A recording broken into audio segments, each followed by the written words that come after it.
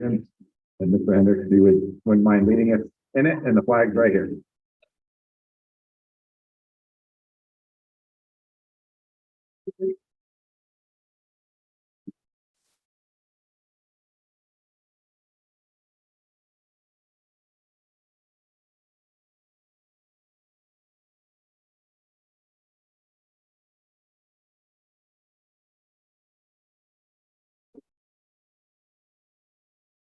All right, thank you for that.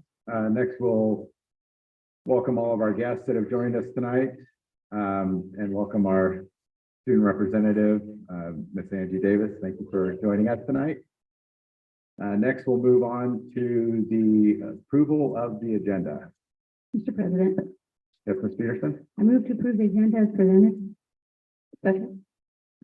All right, I have a motion by Ms. Peterson and a second by Ms. Lyons. Any further discussion from the board? Yes, Mr. Hendricks. I'd just like to discuss that one item we were going to put on the agenda didn't make it this month. That was to discuss comments via email. Okay, thank you. Any further discussion? Seeing none, all those in favor of the motion signify by saying aye. Aye. Passes 6-0. All right, approval of the minutes. Mr. Hendricks. I have a comment on the minutes. A correction on agenda item 14. After the comments that are shown, it was noted in the recording that Clerk Peterson made a suggestion that I asked for an agenda item to address the discussion on the decision that was made outside of open meeting, which I did. And then President Cooey agreed to have an agenda item for this meeting. Mr. President, Yes, Ms. Peterson. I move to approve the minutes with the addition from Mr. Hendricks' comment. All right, I have a motion. Do I have a second? Second. All right, I have a motion by Ms. Peterson and a second by Mr. Farr. Any further discussion? Seeing none, all those in favor signify by saying aye. Aye. Opposed? Okay, it passes 6-0. Moving down to board member reports, Ms. Parsons.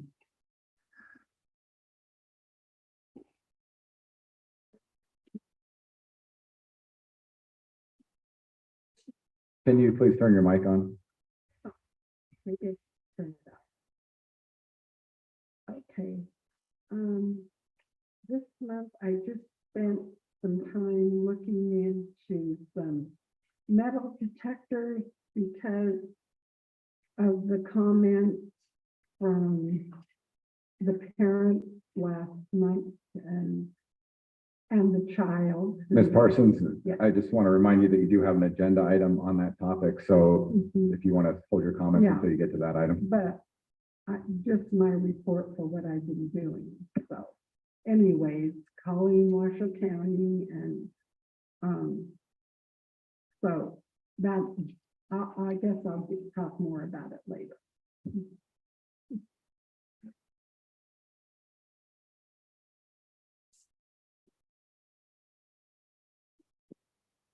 During the last month, I was able to go to a crafts fair at Silverland Middle School on Saturday. That was great. See the community involvement in the school. Also, I was able to go to the 4-H event at Silver Stage Elementary School one evening.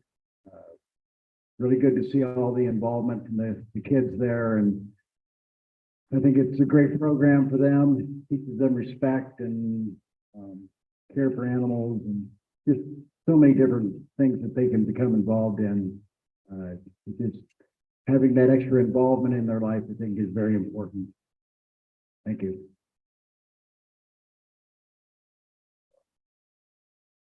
Thank you, sir. So I've been pretty busy this last month working with Mr. Giannotti and Mr. Palmer with the CTE committee. So we've got some good stuff for reports coming up in the near future. I'll make an agenda item proposal during this meeting on something we'd like to demonstrate for the board.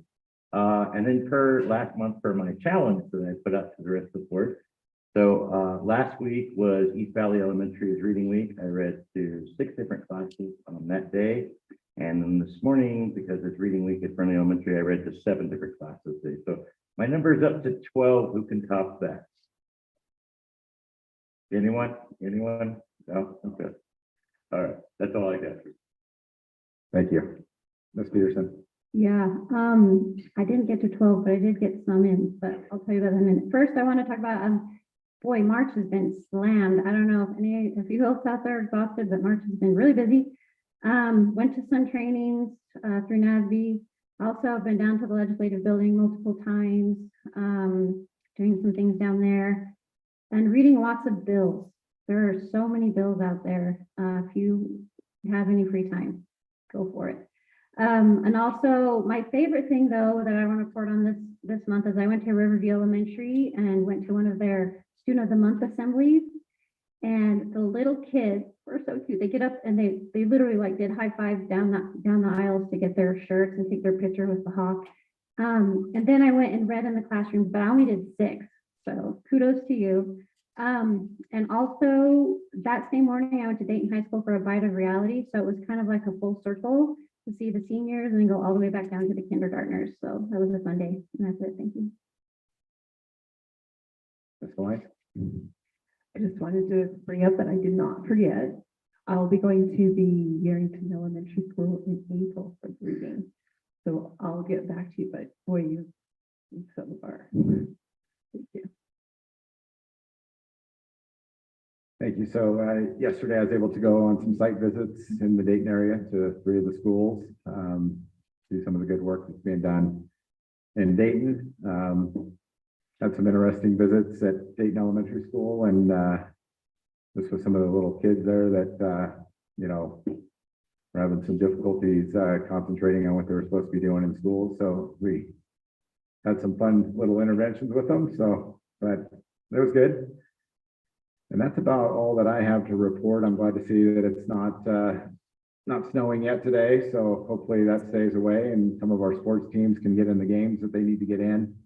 I know it's been fairly difficult in Dayton with a lot of the cancellations of schools around the area.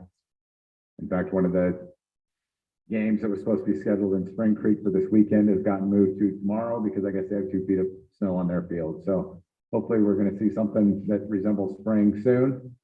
And our kids can get out there and compete, you know, with each other and different schools throughout the district and throughout the state. So that's all I have to report.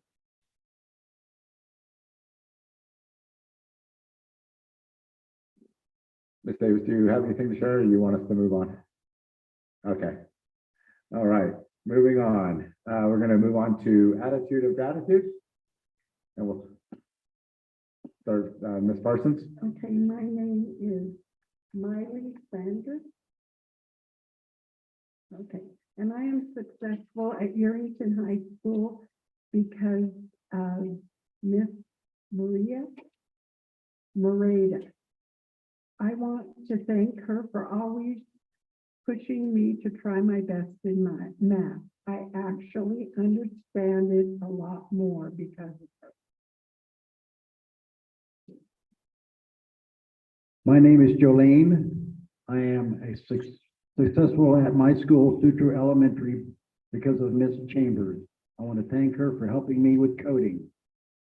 The fun thing about her is she does robots. She's a computer fixer-upper. Thank you for your hard work.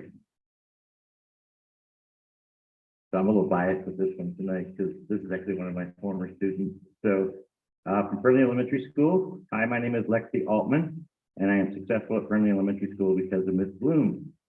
I would like to thank Miss Bloom for being nice to people and to being the best vice principal ever. Thank you, Miss Bloom.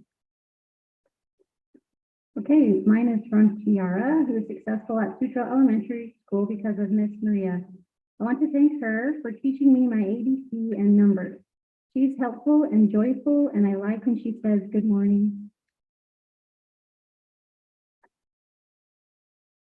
My name is Brooklyn, and I am successful at CES because of Mrs. Adkins. I want to thank her for teaching me so much that I did not know. I love being in her class the second time. She is the best. She has always helped me when I needed it. So thank you very much. Mine says, my name is Joyce Lynn, and I am successful at Fernley Elementary School because of Mr. Shea. I want to thank him for helping me with all the stuff I need. When I was sad, he always made me feel better. He also helps people with issues that they are having at home. Love you, Mr. Shea. Joyce. Thank you. And Ms. Davis, did you have one you wanted to read or? Okay, you don't have one. All right. Read my. All right, my name is Nova Lee, and I'm successful at Dayton High School because of Miss Dre. I want to thank her for being a great teacher with the 5 days I've had her. She's made it the best. Thank you. So, Mr. Cooey, she found her. all right, go ahead, Miss Davis. My name is Sophia, and I'm successful at SSMAS. I am thankful for Ms. Barati. She wants to thank her for being so supportive and kind when things are tough at home and when there is a stressful time in our class. She is so patient with her students when there is difficulty. I'm proud that she is my teacher, and I have learned so much from her. Thank you. All right, moving down to the superintendent's report. Thank you, President Cooey. First of all, we'd like to welcome Angie for being here with us tonight. Angie has also been named the valedictorian for Yerington High School, so congratulations, Angie. And you can tell we're trying to get her prepped for that speech, public speaking, right, Angie? I can tell that you're excited for that. So, but truly, thank you for being here with us tonight. Also want to express my gratitude to our Yerington High School staff and nutrition services for hosting us tonight. Reminder that April is Child Abuse Prevention and Awareness and Prevention Month. And the LCSD Board of Trustees did sign a resolution back in 2019 in support of April being Child Abuse Prevention and Awareness Month. And so this is the time when we wear blue. I know there's going to be a number of events going on. I think some are next week. And so look for that. Schools and community events will be placing blue pinwheels out and doing a couple different things. So we'll try and get the word out on that so that we can all support that great opportunity. And then finally, I just want to wish everyone a safe and happy spring break next week. It's always a long stretch from President's Day to spring break. And so just a lot of gratitude going out to all of our staff. As President Cooey mentioned, we were able to assist some staff yesterday, give them a little break with a young man who was having a tough day. And he just needed to talk a little baseball with Bill and myself and try and get him regulated, I'll just call it. But thank you to all of our amazing staff that work those miracles every single day. Really appreciate it. And that's all I have, Mr. President. Thank you, Mr. Workman. All right, moving along to public participation. Is there anyone that wishes to come up? All right, hold on just one second. Let me read the statement. You can come up and sit down and I'll read the statement. The public is invited to address the board on items not listed on the agenda. The purpose of public comment is to bring issues, concerns, or praiseworthy items to the attention of the board. No action may be taken on any subject raised during public comment until the matter has been properly placed on an agenda for a properly noticed meeting pursuant to NRS 241, Nevada's open meeting law. If you wish to speak, please step up to the front table, be seated, and state your name. Your comments must be limited to no more than 3 minutes and must fall under subjects within the board's jurisdiction and control. Questions should be submitted to the board clerk in writing in consideration of others. Avoid repetition. Although this board does not restrict comments based upon viewpoint, comments will be prohibited if the contents are willfully disruptive, slanderous, amount of personal attacks, or interfere with the rights of other speakers. Comments made during this time will be monitored by the board president. Go ahead. Erin Singley, Valley resident. I would like to express my appreciation to the board members for sacrificing time with their families and their careers in service of education in Lyon County. Education is a cornerstone of our society, and your involvement is a vital bridge between the district administration and the public.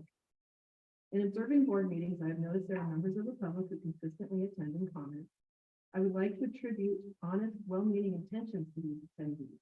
The board, district administration, and students benefit from informed, constructive criticism and advice.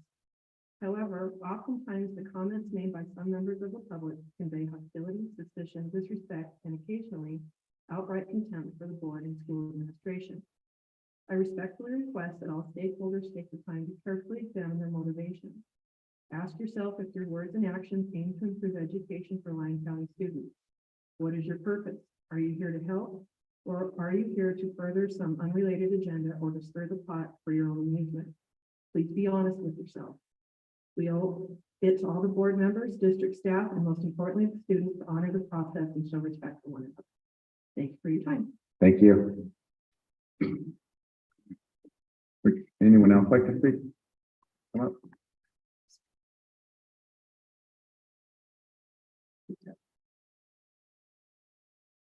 Hi, my name is Abby Whitney. I'm not sure if you guys can all hear me okay. I am the mother of Alexis Whitney, the girl who was brutally attacked last Monday. It's hard for me to say this right now, but she is more than just case number 23LY01215. She is my daughter, and she was brutally attacked on Monday. I was never called by the school. Her father was never called by the school. I had to call Fernley High School on Tuesday, and I got Mr. Sullivan on the line, and he seemed like he was in a panic. And of course, I was panicking too, because I'm sure a lot of you have seen my daughter's video. She was punched over 50 times and never hit back. And the reason why my daughter did not hit back is because she knew if she hit back one time to defend herself, she'd be in the same punishment as the girl who brutally attacked her. She also knew that dance team was on the line, and she wanted that more than anything. She is more than just a case that comes across your desk. She's more than just ink on sheets of white paper. This girl is 90 pounds.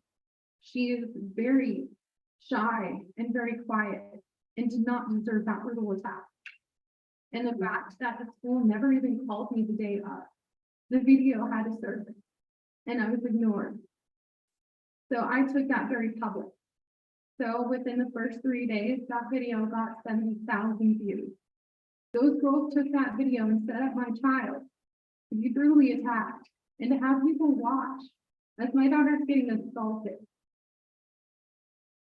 So as a mom, I didn't know what to do. I didn't sleep for 2 days. I watched that and it was terrible. I could never wish that upon another parent to watch a video like that. And those girls did it for attention. And since the school ignored me and ignored my family and ignored my daughter, I made it public. I sent it out. Her teachers watched it. The community watched it in Fernley. And it made quite a bit of reach. I'm not one to be the parent that goes into the office and screams. I'm the parent that is reserved and thinks. When I sent that video out, it was with my daughter's blessing that no other child should have to go through that. Our kids that are being victimized are the ones that go home and they're online school and they do homeschool, while their bullies pick their next victim with hardly any punishment. This girl got 5 days in school suspension. That's not 5 days in prison. I just think that we should do something about it. And I really think that these kids need counseling. They should be the ones removed from the school to keep our kids safe, not be there to go to pep rallies and football games and go to prom, where kids like mine stay home and they self-harm. And in some cases, parents lose their children. And I will not be the next parent doing a GoFundMe for my child's death. That is not happening. And since this was her first offense, 50 punches with 5 days in school suspension, what happens next when it escalates? That's all I have to say. Thank you.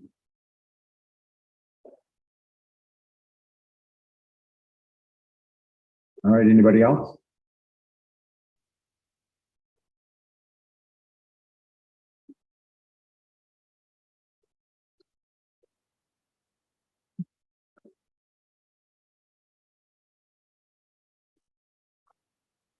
Thank you guys for allowing me to speak first and foremost. So thank you. My name is Dustin Steffi. I have a child at Fernley Elementary School who is in 4th grade. And much like Abby and her story, my child is being bullied as well. And I wanted to bring your guys' attention to the Student Bill of Rights because that is important. Number 1 on there is a positive, safe, respectful learning environment. And I'm sorry, guys, I don't think we have that in our school systems right now with everything that's going on. I'd like to politely push back and say we don't. I mean, we have things such as the SMS firearm incident. We have my daughter being bullied with her hair being pulled and being slapped by boys and being told there's nothing that can be done at all because of restorative practices. And I'm sorry, but I don't think restorative practices are successful either. And I'd like to ask that we take a deeper look into some of these policies that we're really like trying to push and ask if it's the right thing for our students and for the community. And what are we teaching my daughter when someone says that you cannot do anything about it? My daughter will grow up if I don't reinforce and parent right, knowing or thinking that it's okay for boys to do that, and that's not okay. This is very real, and this is a very real epidemic that we're going through right now. Bullying, punishing, kids growing up with low self-esteem. These are serious, and we need to do something about it. And so I'd like to voice this. And again, like I reinforced the Student Bill of Rights, number 1 right there. If that's really what we're heading towards, a positive, safe, and respectful learning environment, then what are we doing to enforce that? Thank you, guys. Thank you. Appreciate it.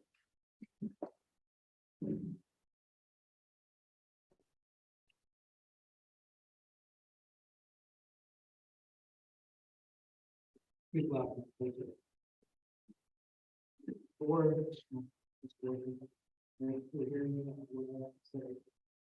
absolutely appalled at the safety of the school. I'm appalled that I don't get as a staff member's husband, not a phone call, not nothing about active shooter issues or the things that are happening in the school. There is a drastic problem with the communication in this school district. This is a huge problem. I speak to everybody in this room. This is a huge problem, and just sweeping things under the rug and laughing about it. No, Tennessee, all the rest of the stuff that's happened in schools. Don't just laugh it off. Take this seriously, because you know what? Not knowing if my spouse is hurt or injured or something else is going on, it's ridiculous. I shouldn't have to wait for my wife to come home and tell me there's a problem. Absolutely atrocious. You guys need to fix the system ASAP. Thank you. Sir, can you state your name for the record? Justin. Thank you. Anybody else right now? Yes, Mr. President, yeah, 2 things. One thing, I'm not doing discussion because we can't at this point, but I would just let everyone know that there are 2 bills down at the legislature that are looking to redo some of the restorative justice practices. So it'd be extremely helpful for you to go down to the legislative building and let your voices be heard. And that's where the change will happen down there. Just FYI, the governor has one. And then the second thing is that we did get a comment submitted by email, and it's going to be attached to the minutes of the meeting. Thank you. Steve Peterson. I'm aware of those as well, but I don't know the numbers off the top of my head. And I don't want to say the wrong one, so I'd have to get back to you. It's like 331, maybe 331 or something, I don't know. I'm aware of them as well. If someone wants to contact me, I can give you those numbers. All right, thank you. Seeing no further public participation, I'm going to close it at this time. We'll return to it at the end of the meeting. At this point, moving down to item number 10, the consent agenda. I believe, Mr. Hendricks, you had a few items. Yes, President Cooey, I'd like to pull G, which are my questions on the fiscal year 22 audit, and also H, which is the SRO annual memorandum of understanding. So do you want to put that in the form of a motion? And Yes, I'd like to make a motion to pull those two, G and H, please. Can you also make a motion to, sorry. yeah, so you want to pull G and H, but then, so basically approve the consent agenda excluding G and H that are going to be acted upon separately, correct? Correct. I'll make a motion that we approve the consent agenda with the exception of G and H. I'll second it. All right, so we have a motion by Mr. Hendricks and a second by Ms. Peterson. Any further discussion on that motion? Seeing none, all in favor signify by saying aye. Aye. Any opposed? All right, now we'll go to item number G, trustee Hendricks Q&A from the FY 22 audit.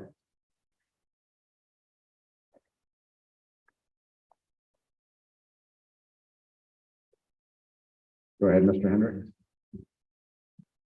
Thank you, Mr. Baines and Mr. Rodriguez, coming forward to answer these questions. I appreciate you answering the questions in written form. I just have a little bit of backup on these or a little additional questions. On the first question, on three of the audit report, you broke down that percentage for me, which shows that 100% went to the LCEA of that increase. I talked about the 8% increase. It appears that the ESSER funds are currently supporting these raises. Is that true? Not on page 20. Page 23 is 100% general fund. General fund. Okay, very good. So that will be the fund that supports these going forward. Yeah. Thank you.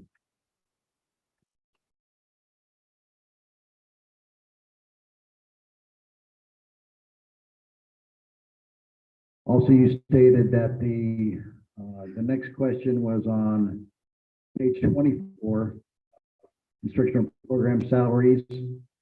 And apparently we have a new special fund set up under CFD called Special Revenue Funds. Yeah, so under PCFT, we have established 3 special revenue funds, gifted and talented, at-risk, and ELL.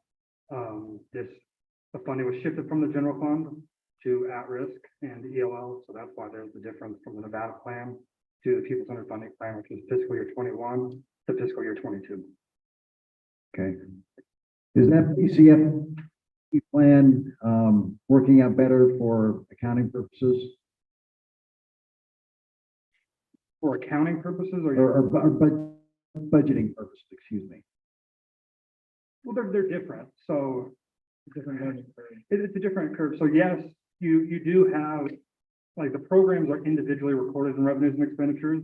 We still process transfers from the general fund to cover excess expenditures for this, but we are able, for position control and allocation, it makes it easier in that sense, but it's relatively the same. Okay, I noticed that it was a revenue-based plan rather than a, So just to be clear too, I mean, this is a state model that every district in Nevada Right. moved to. So, I mean, it's, it's not specific to Lyon County. right, it's not unique to Lyon County, I understand that. Yeah, I just wondered if it was any better. Okay, very good. That, I appreciate all of your answers on those. The last one, which is in the findings portion of the audit report on page 106, where we were assessed $352,000 fine. I wanted to ask you what procedures have been put in place and what checks are done other than monthly meetings. No, that's a great question. We have now established multiple reconciliations for not only the month, but also the quarterly filing of taxes.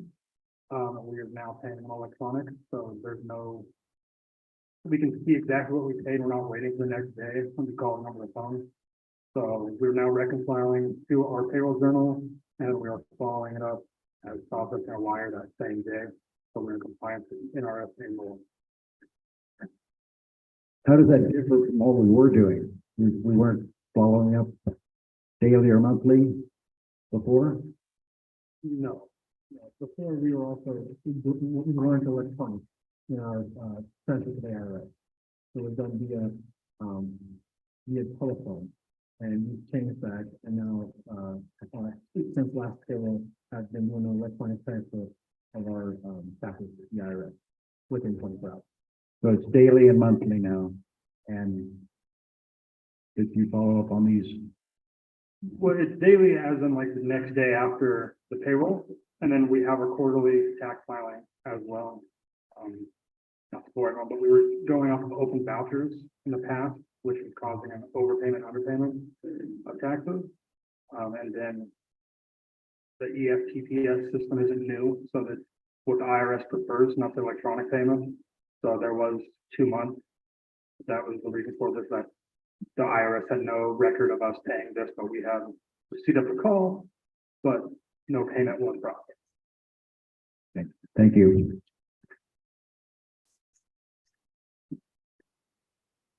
That's all the questions I have on that item. Thank you very much.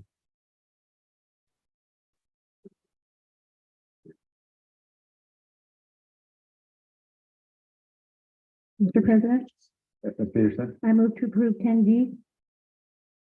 Second. all right, we have a motion by Ms. Peterson, a second by Ms. Lyon to approve NG. Any further discussion, any public comment on that item? All right, seeing none, all those in favor of approving 10G signify by saying aye. Aye. Opposed? All right, it passes 6-0. Moving down to item number 10H, SRO annual MOUs. Mr. Hendrick. Thank you, President Cooey. I've noticed that we have our Sheriff Pope in the audience. Can I ask you a couple questions, sir?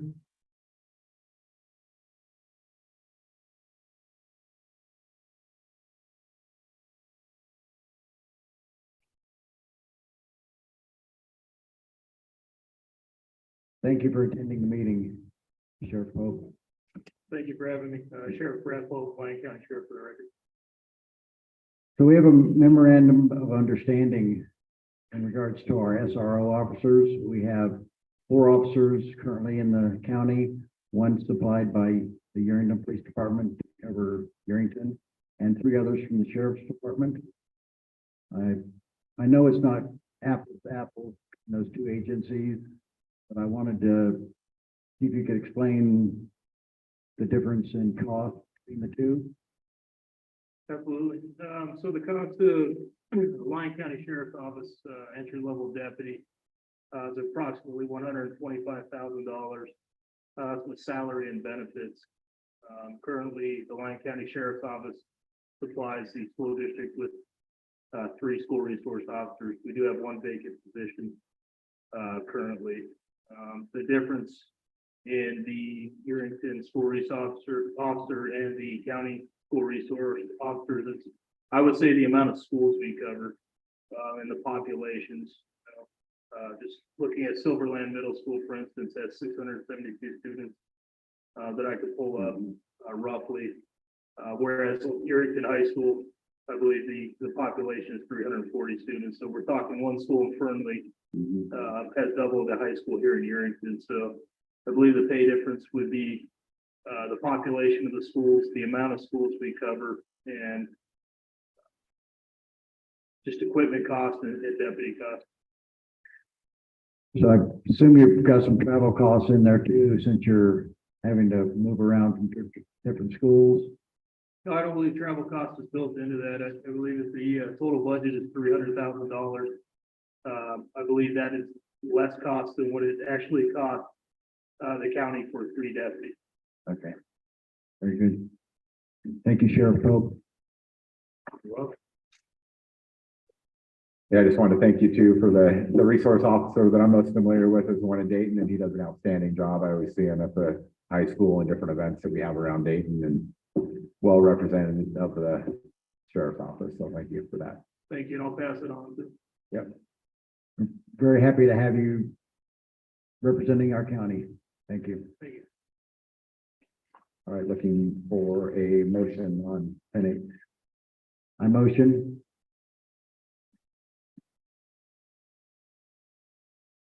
That we approve it. Okay. I'll second it. All right, we have a motion to approve by Mr. Hendricks, a second by Ms. Peterson. Any further discussion or public comment at this time? Seeing none, all those in favor signify by saying aye. Aye. Opposed? That passes 6-0. All right, moving down to item number 12, acceptance of donations. Mr. President, Ms. Peterson? I move that the Board of Trustees accepts the generous donations from the following. A donation to YIS from the Gene Haas Foundation in the amount of $2,000. Okay. Thank you. I have a motion by Ms. Peterson and a second by Ms. Valines to accept that generous donation. Any further discussion or public comment? Seeing none, all those in favor of that motion signify by saying aye. Aye. Opposed? Aye. That passes 6-0. Item number 13, discussion and possible action regarding FY23 augmented budget. This item is being presented by Executive Director of Operations Carmen Baines and Fiscal Services Officer Kyle Rodriguez.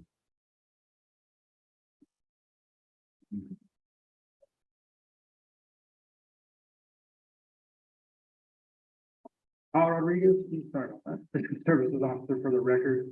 So in front of you is the FY23 augmented budget. So this augmentation is relatively straightforward. We're just updating beginning fund balances for fiscal year 23 with ending fiscal year 22 actual from the audit.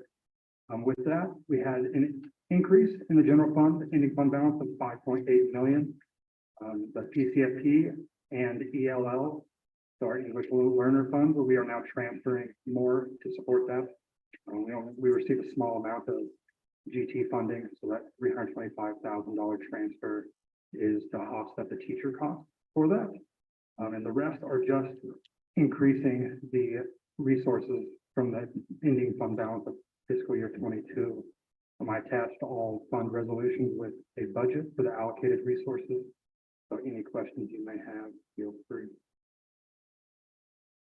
Thank you. Ms. Parsons, do you have any questions on this item?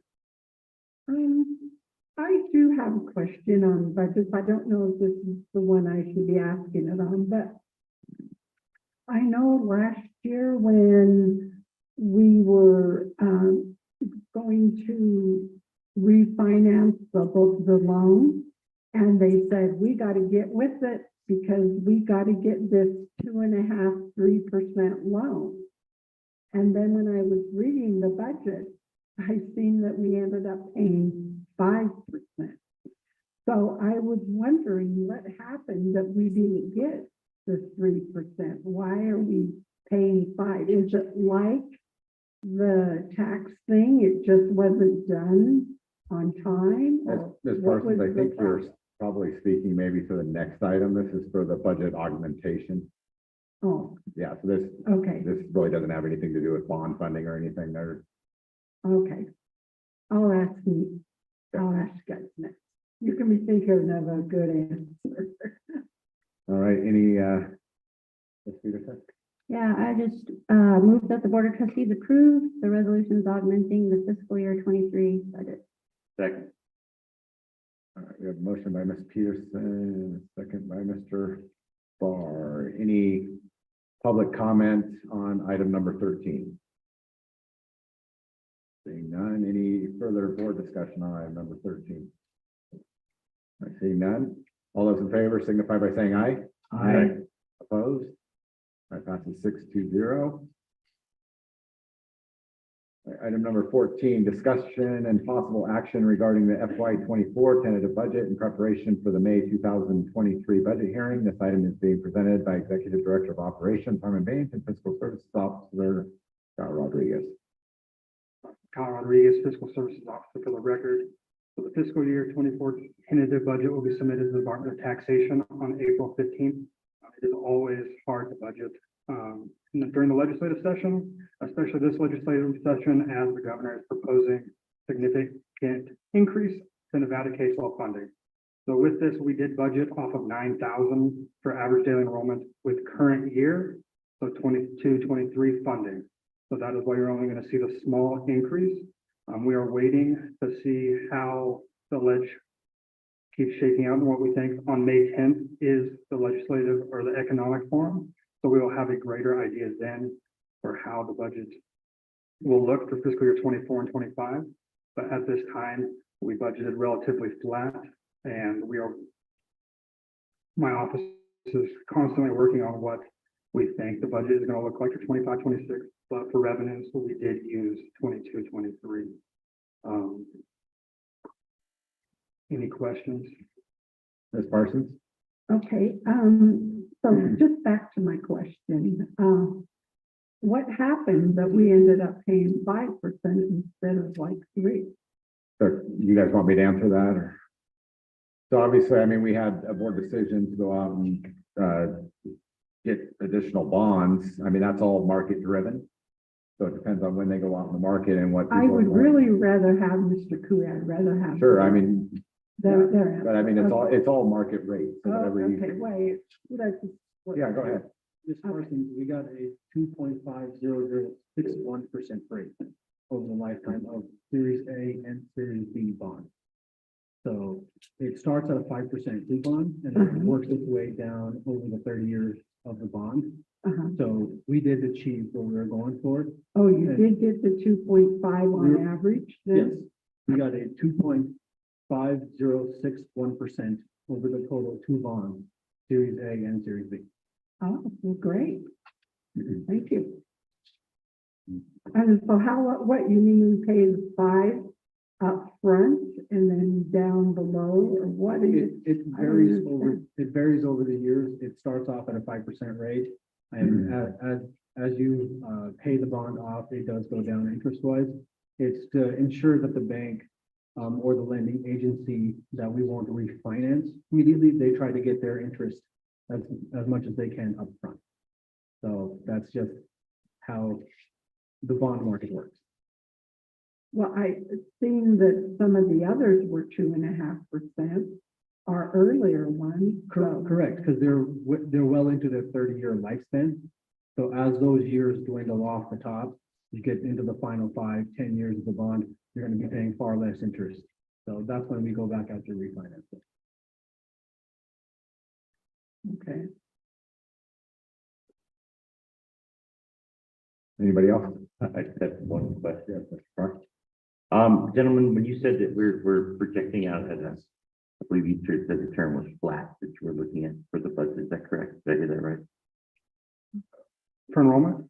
Yes. Correct. Okay. And where does that figure come from exactly? So I was using the 9,000 comes from the state off our current year funding. So we get every month, there's quarterly adjustments. So I used last quarters that we received from the state of Nevada. Okay. Thank you so much. Mr. Hendrick? So you mentioned May 10th is the economic forum. Is that the date that the governor's budget is finalized? That is the date, best of my knowledge, that the state locks in budget revenues for the biennium.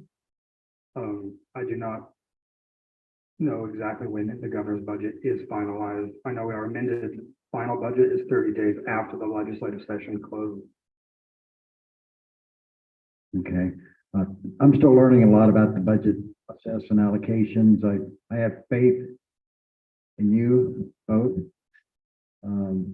But I'd like to know who I can meet with sometime in April, have a discussion about our budget and where we are at that point. before we finalize it. Deputy Superintendent Tim Chuck. You can meet with any one of us at any point. Okay, so just let us know. contact you, CC Superintendent Workman, and get together with you for a short meeting. Thank you. I'm done. All right. Any further discussion on this item? I'll take public comment if we have public comment.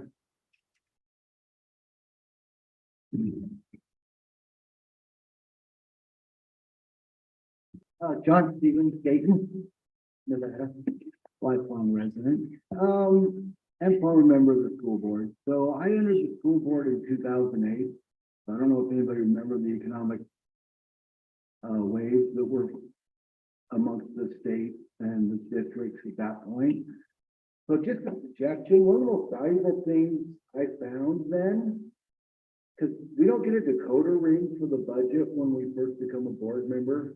We don't understand the various buckets of money and what can be used where and what can't be used where. So we kind of stumble through the meetings while we figure that out.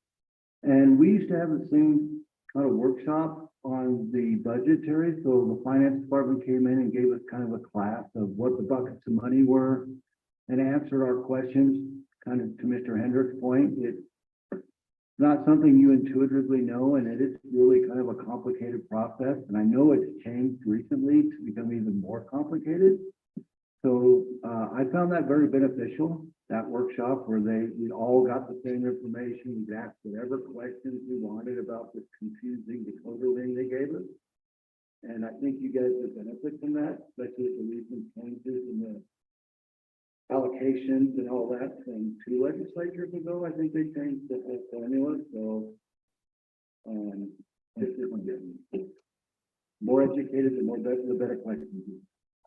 Thank you, Mr. Stevens. Yeah, no, I'd agree. I know when I was finance director, I had those meetings as well with board members. I don't think we ever did a workshop, thank goodness, but it was just more or less, one-off meetings with, different trustees that had different questions about the budget, because it is, it's a pretty complicated document unless you know kind of where things fall or, what the different funds are and what the different monies in those funds can be used for and can't be used for. And you can't take building money and start paying salaries with them. And so, I think that'd be some good education that Mr. Rodriguez and Mr. Baines could probably share with whoever's so inclined. Any further public comment? I just want to say I like the document. I think that I like their conservative approach too, until we really know what revenues we're going to have. I think that, we have a lot of unknowns right now as far as, a PERS increase and a health insurance increase. And I think we have to be fairly conservative in order to cover some of the increases that we have coming up. So thank you. Looking for a motion? A motion that we approve. Second. All right, I have a motion to approve item number 14 from Mr. Hendricks and a second by Mr. Farr. Any further discussion? Seeing none, all those in favor signify by saying aye. Aye. Aye. Opposed? That passes 6-0. Move on to item number 15. Discussion and possible action regarding the selection of the CSD Health, Dental, and Vision Insurance Provider effective July 1st, 2023 through June 30th, 2025. This item is being presented by Risk and Benefit Manager Blake Smith and Clark and Associates President Valerie Clark. Thank you, President Cooley. It's a pleasure to see all of you, trustees. For you new to the board, I'd like to introduce our benefits insurance broker, Ms. Valerie Clark from Clark and Associates. At this time, it is our recommendation that the Board of Trustees approve the recommendation from the District Health Insurance Committee to continue the LCSD fully insured health plan of the Aetna Open Access Managed Choice Plans and continue the existing Guardian Life Insurance Professional Services Agreement effective July 1st, 2023 through June 30th, 2025, and to change to the Guardian Dental PPO plan and Guardian VSP Vision plan effective July 1st, 2023, also through June 30th, 2025. The Health Insurance Benefits Committee in working with Ms. Clark, have been very busy. They have met 5 times since the beginning of school to review our current claims, our renewal options.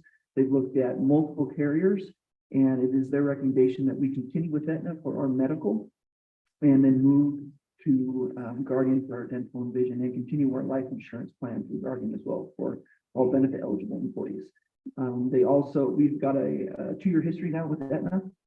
They are a national carrier with a national network and are also contracted with all local hospitals. They've been a great partner for us.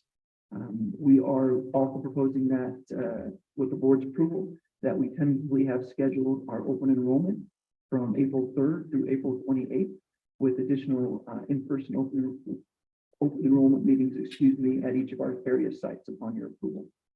With that, I'll turn the time over to Ms. Clark to answer any questions you have. I'm available as well, and we can discuss anything that we went through in these last few months. Thank you.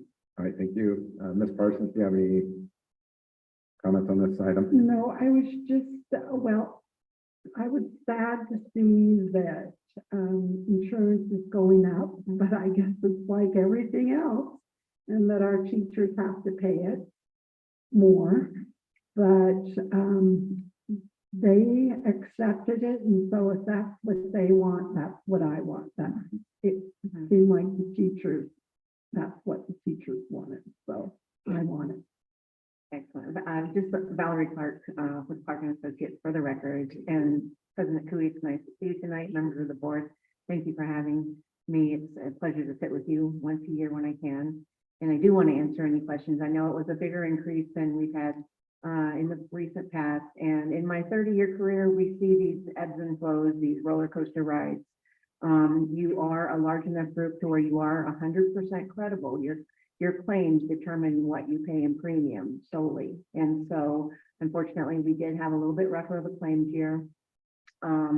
We did shop every carrier. We did start off with a rate increase that was double what it ended up being. So we do work very, very hard. The committee is very deliberate, very helpful in guiding our process. And we do hate to see rates go up as well. But I can assure you, we worked as hard as we possibly could. The committee did approve the most advantageous proposal from Aetna that received the lowest rate that we received. To address your concerns about the employee cost as well, in the board memo, the district is working with our association to keep our employee-only rates at 0 cost to our benefit eligible employees.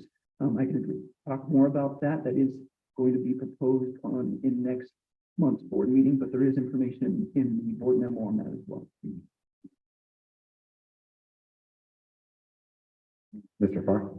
So I have a question. It's kind of geared in more of a personal nature, being that I'm actually married to a Lyon County School District employee. And as would have it, since she works full time, I generally take our children to all their dental visits. I gotta say, I'm actually pleased to see that you're changing away from Aetna, because I'll be on the record to tell you they suck when it comes to covering medical for dental insurance. You pay out of pocket more than you could have possibly imagined with that company. Every time we've had our children done anything done with them, it's an extremely absorbent out of pocket cost. It seems like they barely cover anything. So I'm hoping to hear from you two that this new plan actually offers better coverage and less out of pocket costs for the employees and your family. Thank you, Mr. Carr. I would want to delve in with you about what the problem was in terms of getting paid. Aetna is like most carriers. They do have a network of providers. They do have requirements that the provider submit information if there's going to be high dollar care. But we have a Lyon County School District customer service email that is very, very helpful for most employees. They just give us, it comes directly to my office. We dive into the situation with you and try to resolve the issue. Sometimes they're not resolvable. The first thing we're going to want to know is if you're with a provider. So, a preferred provider, we shouldn't have too much problem, but if you are, please call my office or send us an email to the customer service email line. It works very, very well. And we'd like First I've heard of this customer service. Yeah, it's in all of the open enrollment materials. Okay. We try and get the information out as best we can, but it is, it gives us the ability to try and work through those issues with you directly. I certainly don't want to go through that now with you, but we would be more than happy to help you. And I have a good team of people in the office that is very capable of helping you. But yes, we are moving to Guardian. Guardian was the carrier that we had prior to moving to the Aetna Dental and Vision, and it was a great carrier. We loved Guardian. You will love Guardian there. No, I remember we had Yeah. good service with them. It's when you switched to Aetna. that I Yeah, personally had we a made, problem. and the committee made the decision to move because Aetna gave us a significant discount for moving our dental and vision to them when we moved the medical to them.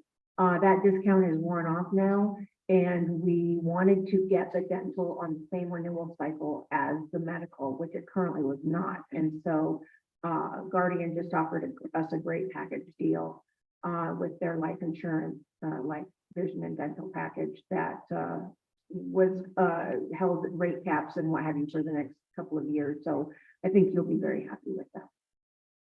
Thank you. And that'll be effective July 1. But please reach out to my office if you'd like to find him. Yeah, first of all, thank you. It's good to see you every year. Yeah. I'm glad to hear, you know, when you see the 15.9%, it's like, ugh, so I'm glad to hear that that's actually really reduced and you worked them down. So that makes me happy. And I really appreciate the insurance committee. I know it's a lot of work to be on that committee and they meet a lot. So I just want to say thank you to everyone who's doing that and bringing these recommendations to us. And if there's no further, okay. Mr. Hendrick, you have another comment on that? Yes, I want to thank you for working so hard to get these costs down and getting an agreement with the district. I'd also want to, I don't know what you had in it, getting the district to cover these additional costs that the employees might have had to pay. I think is a very good thing. It's good to see the district stepping up to protect the health of the employees, and I feel it's a positive step that'll help retain employees in the district. So thank you for your part in that. Absolutely. I'm always happy to help. I don't really have a lot to do with the MOUs, but the numbers I give the committee tend to drive the MOUs. So that is my role. Thank you. All right, if there's no further board discussion, I'm going to open it up for public comment. If anybody from the public would like to speak on this item. All right, seeing none, I'm looking for a motion. Mr. President. That's Ms. Peterson. I move that the Board of Trustees approve the recommendation from the District Health Insurance Committee to continue the LTSC fully insured health plan of Aetna Open Access Managed Choice Plans and continue the existing Guardian Life Insurance Professional Services Agreement effective July 1st, 2023 through June 30th, 2025, and change to the Guardian Dental PPO Plan and Guardian VSC Vision Plan effective July 1st, 2023 through June 30th, 2025. I'll second it. All right, so I have a motion by Ms. Peterson and a second by Ms. Parsons. Any further discussion on this item? Just want to thank you, Valerie, for traveling down My pleasure. Good to see and you all. working so hard for our district as always. All right, if there's no further discussion, all those in favor of the motion signify by saying aye. Aye. Aye. Opposed? All right, 6-0. Thank you, guys. Appreciate it. Thank you. Good to see you.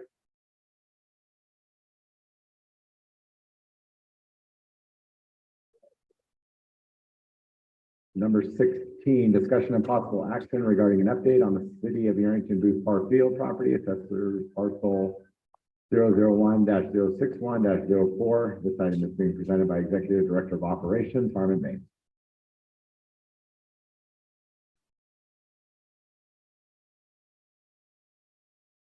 Mr. President, members of the board, item number 16, we're just providing an update regarding Booth Park Field, and we're seeking further direction from the board on how you would like the district to proceed.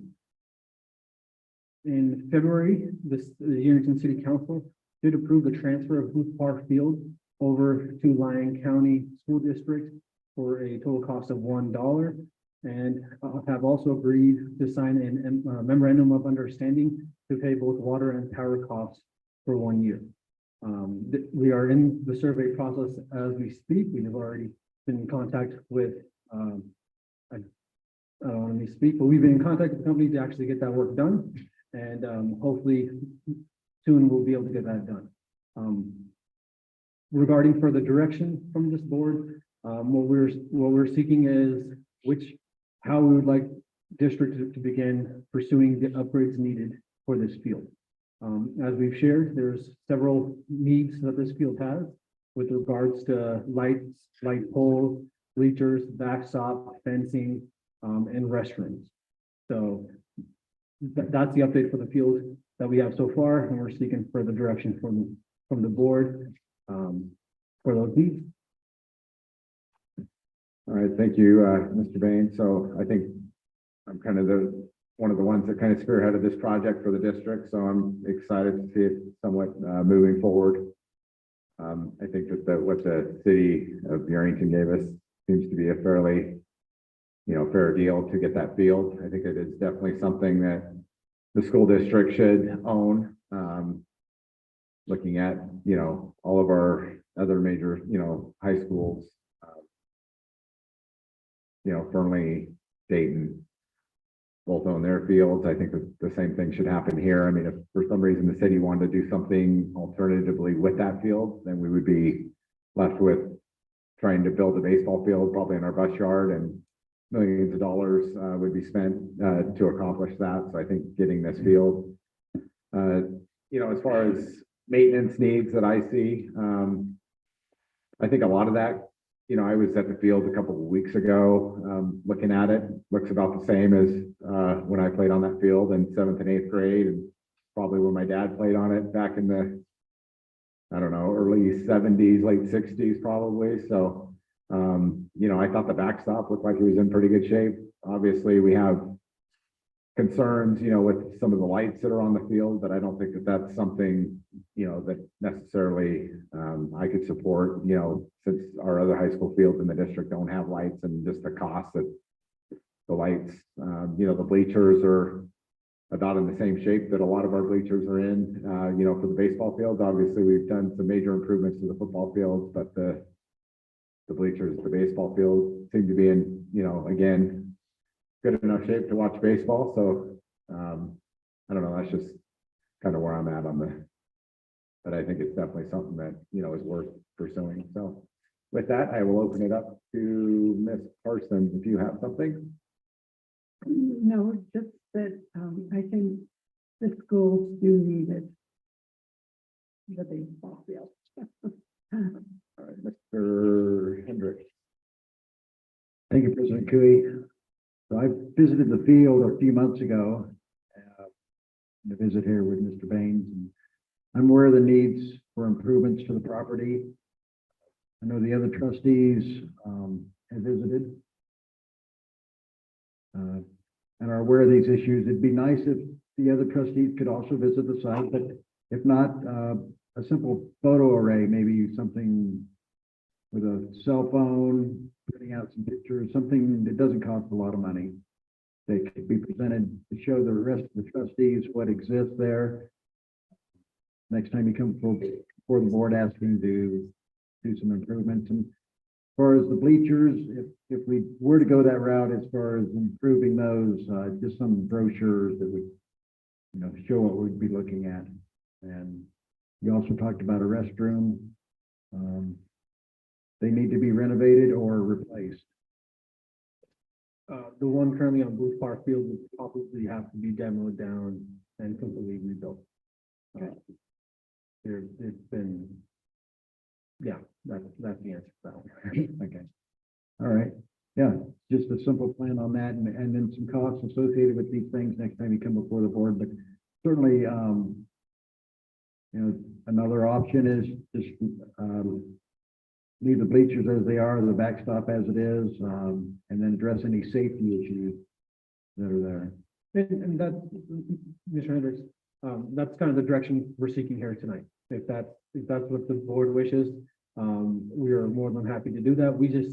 It takes time and effort to dedicate our O&M team to begin reaching out to vendors, to have them come out, meet with them here, to be able to kind of provide what our options are, and to get quotes. So in the past, we've gone down a rabbit hole and the board has had a different idea, which essentially wastes taxpayer dollars. So that's why we come to the board and ask for further direction before we start going down the route of bleachers and backstops and fencing and whatnot. So if the board wishes to let the field stand and address issues as they come up that we feel are hazardous and dangerous to our students and public, we can absolutely go down that path as well. I understand what you're saying. I would defer to President Cooey to kind of determine how we could have that discussion between the Board of Trustees to determine what direction we want to go in. Yeah, so Harmon, help me out here. Give me a ballpark. I know it's not going to be a really educated ballpark, but if we were to build our own field, purchase property, et cetera, put all these things that we need in there, ADA compliant bleachers, ADA compliant restrooms, modern lighting, all those things. What kind of cost outlay are we looking at? Probably well into the $2-3 million range at least. So we could get that done for that's basically 10% of that cost, is what you're telling us. Correct. And essentially just if that's what this board wishes. To me, these recommendations are a no-brainer. Thanks, Ms. Barr. Peterson. I'm just making sure, so can we do upgrades without getting this property survey done? How does that work? Do we need to worry about that? No, this would, we would not begin doing any upgrades until we've actually secured the property in its underlying county school district name. So it's gonna go through the entire survey process. If the board wishes, we can provide another update a few months down the road after it's all been completed, and we may or may not have more accurate quotes or more of a plan. District, if directed, can begin making its own assessment of the field and what the district feels that's needed, and we can come back to the board as you see fit. Fine. Thank you. Just a quick question. I believe it was last meeting we talked about receiving money. I believe it's a grant or gift. Was it, and I thought it was for this field. Correct. What was that going to be for? It was for the survey work. We've received, Oh, survey work. yep. Mr. President has given us a donation for the survey work that's required for the field. I was thinking it was something like 30,000 or something. Not that much. Not quite. I think it was for them, like, All right, any company? I don't know. oh, okay, maybe I'm thinking of a different item. Thank you. All right, at this point, I think I'll open it up for some public comment on this. There's members of the public who would like to speak. Yeah, Neil McIntyre for the record from Fernley. Mr. Cooey, you're correct. I played on that field in the 60s and 70s. And I guess there's a few things. Number one, you have to make sure you have the land secured. And then number two, what do you have budgeted? I think your budget's going to tell you what you can and can't do as far as what needs to be done on that field. I also agree that I don't believe that lights are needed. None of the other high school fields have lights on them. The bleachers seem to be pretty good, but I will tell you the restrooms need a total renovation because the ones they have out there right now are no good. There's no lights in them. You go in there and it's dark and kind of hard to find where to go to the bathroom and close the door. And I think if you're really gonna, excuse me, look at the backstop, moving the backstop, because I don't know what the regulation is for a high school baseball field, but I know that one is a mile behind home plate and kind of a disadvantage to teams when the catcher, there's a pass ball by the catcher for the runners to go from second to third and even home. So, I mean, I think what I would do if I was on that board, I would direct cabinet to look at number one, the restrooms. I think is the big deal. And then after that, see how much money you have in the budget to maybe move that backstop to make it a little bit more baseball friendly.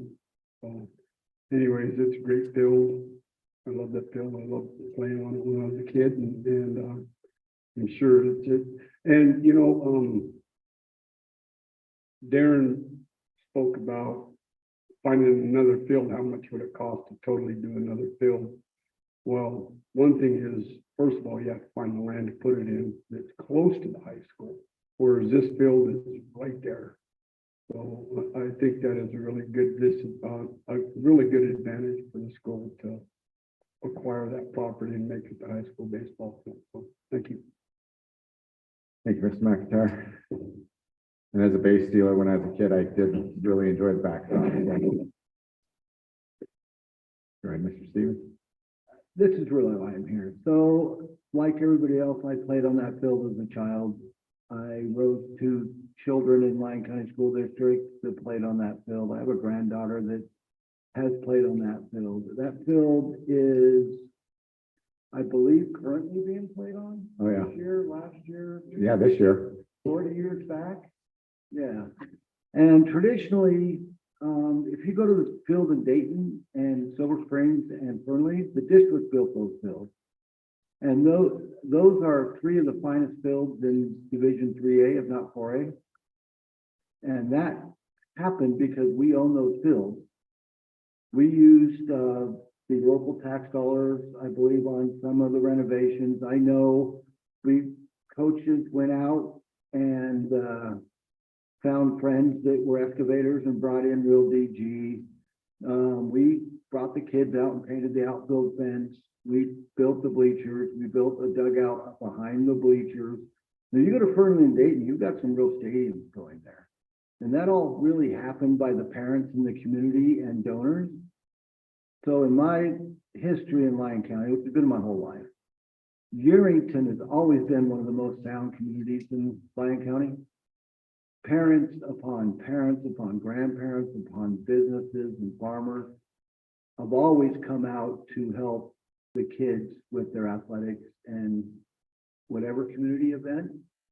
I'm sure the coach has already started talking to people, but he can't really do anything to that field until he has a field. And the fact that we have not had a field in Yerington, I think, in its entirety, because of the gift of that field first by the county and then by the city when the city took over that part of Yerington and became a city. It's long overdue that the kids in Yerington have a baseball field and the community can take pride in. And I think you'll end up with a pretty epic stadium when they're done and let them get involved. But it starts with giving them a field, and that field is being given to us. It's a landmark. I wouldn't want to see them playing anywhere else. I wouldn't want to beat them on that. All right. I don't know, that the Yerington Lions are pretty hard to beat out here, so.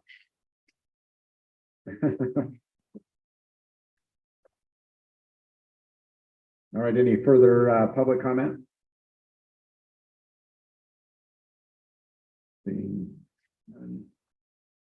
Okay, Mr. Hendricks. So moving forward, tonight, we're just here to approve taking over the field, correct? That's all we're looking to Yeah, I think approve. it's to approve an update and provide further direction. So yeah, I think we could. Okay, the further direction part of it, because I'm certainly for taking over the field, is to just look at upgrading the field to a standard close, certainly not the same as the other schools, because there's not enough room there to dugouts in and things like that, but possibly making it safe, number one, as a priority. Number two, ADA access, because we have to have that. And then the restrooms, of course. And then from there, look at the bleachers, but getting all these costs together and presenting those to the board at a future date. That's my 2 cents. Okay. So I think, I mean, from what I've heard, it sounds like I mean, everybody's in favor of, working through that MOU to make sure that we secure the fields and then possibly at a future date, bring back, kind of a listing of projects and priority and probably an estimate of dollars behind some of those projects. And I'm in agreement with Mr. Stevens. I believe that there's a fairly large, either booster club or, donor base out here in this community that would probably support, putting some of their dollars into that field as well, as long as, the school district owns it and can control it. So. You want me to make a Yeah, motion? I think motion. Ditto, I make a motion ditto. Make sure that we, before any improvements that we own it, that we have the property survey done. You want me to restate? Go ahead. I'll restate. Yeah, it. Okay, I'll can you, restate. can you state a Right. motion Yes, I that will. directs district administration Yes. to acquire the field and then to go out and look for whatever improvements you wish them to look for? I think that is what we're Sorry. looking for And tonight. I think, meeting with the baseball coaches within the program too would probably be helpful in that discussion, just because they'll know probably, the improvements that need to be done to that. field as well. All right, here we go. Sorry, I was kind of being facetious when I said ditto. Okay. I move that the Board of Trustees approve the MOU, that includes the transfer of the Booth Park Field to us. And then would give direction to the district to finish the property survey. And then look for, provide us information with upgrades to the restrooms, the backstop, and any safety issues that are currently there, like taking down the light, whatever safety issues there are. Is that? Is that okay? Maybe after the survey, include and acquire the property. Yeah. Is that good? Okay. Yeah, that's great by me, so. there you go. All right, clear as mud. All right, we have a first, a motion by Ms. Peterson and a second by Mr. Farr. I'm not going to restate the motion, but I'm sure you guys have it. Any further comment or public comment? All right, seeing none, all those in favor of that motion signify by saying aye. Aye. Opposed? All right, passes 6-0. Thank you. At this point, we'll take a 5-minute break.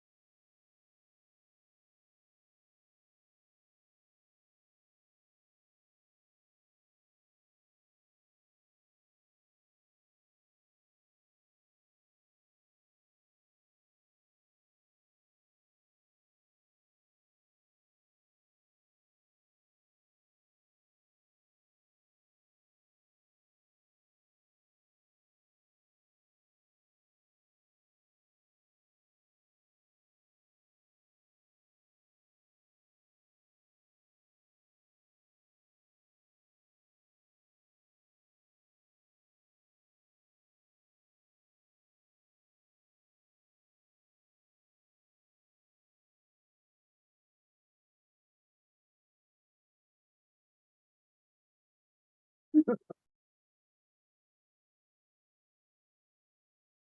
right, we're on item number 17. Discussion and possible action regarding the addition of a new adult education modular on the Dayton High School campus. This item is being presented by Executive Director of Operations, Harmon Bain. Mr. Bain. Mr. President, members of the board, for item number 17, we are seeking your approval for a new adult ed modular to be placed on the Dayton High School campus. This modular is to be funded approximately 150,000, 50% through the adult ed program, and approximately 150,000 through the general fund.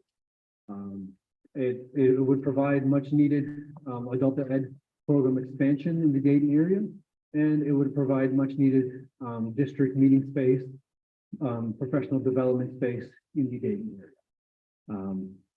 The modular has a total cost of $235,775. We predict approximately $50,000 to $75,000 on top of that for the ground and utility work permit on top. So we're open to any questions you might have. Or I am. Kurt didn't join me today. All right, any floor comments, Mr. Hendricks? Or actually, let me go to Ms. Parsons. Do you have something? Yeah, I do. You know how we get every year the percent of children in the school? Like if their capacity is 100%, what percentage is Dayton at that it needs this? I mean, is Dayton High School at 100% yet, or what is their percentage? Ms. Parsons, I don't believe they're at 100%, but we don't allow outside non-students to enter our campus like that. So this adult ed facility would be, while it's on the actual property that we own at Dayton High School, it would be fenced off to the rest of the campus. Well, where are they meeting now? They're not meeting in Dayton. They're either traveling to Friendly or Silver Springs or other areas. There is no adult ed facility in Dayton.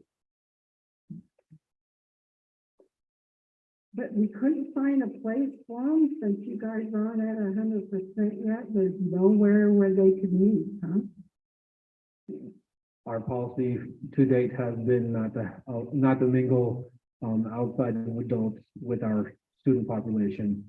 And a lot of our students for adult ed are also after their work hours, so we're out when our campus is closed. So if I may add to that, Mr. President, so in Yerington, they're off campus. They are not at the high school. They're at the Yerington Theater of the Arts. In Silver Springs, they are in a separate modular, and in Fernley, they're in a separate modular. So that we're just trying to do the same thing in Dayton that we're doing in the other areas. Thank you. Any further questions, Ms. Parsons? No, that was it. All right, Mr. Hendricks? Mr. Baines, how many students do we have in that program, the adult education program in Dayton? Do you know? that would be a great question. I do not know off the top of my head. So I agree, we need to keep the adult population segregated from the high school. And you're saying that the fencing that you're putting along with this would accomplish that? Correct. Yeah. So that you're saying in addition, this additional $50,000 to $75,000, what is that for? Well, fencing for one, right? We want a separate fencing off the base required to pour a pad and put a modular on top. Utilities work to dig and connect with the water, power, sewer. Basically all the work underground that needs to be done. Would they be parking in the same parking lot as the high school, or do they have a separate parking lot, or?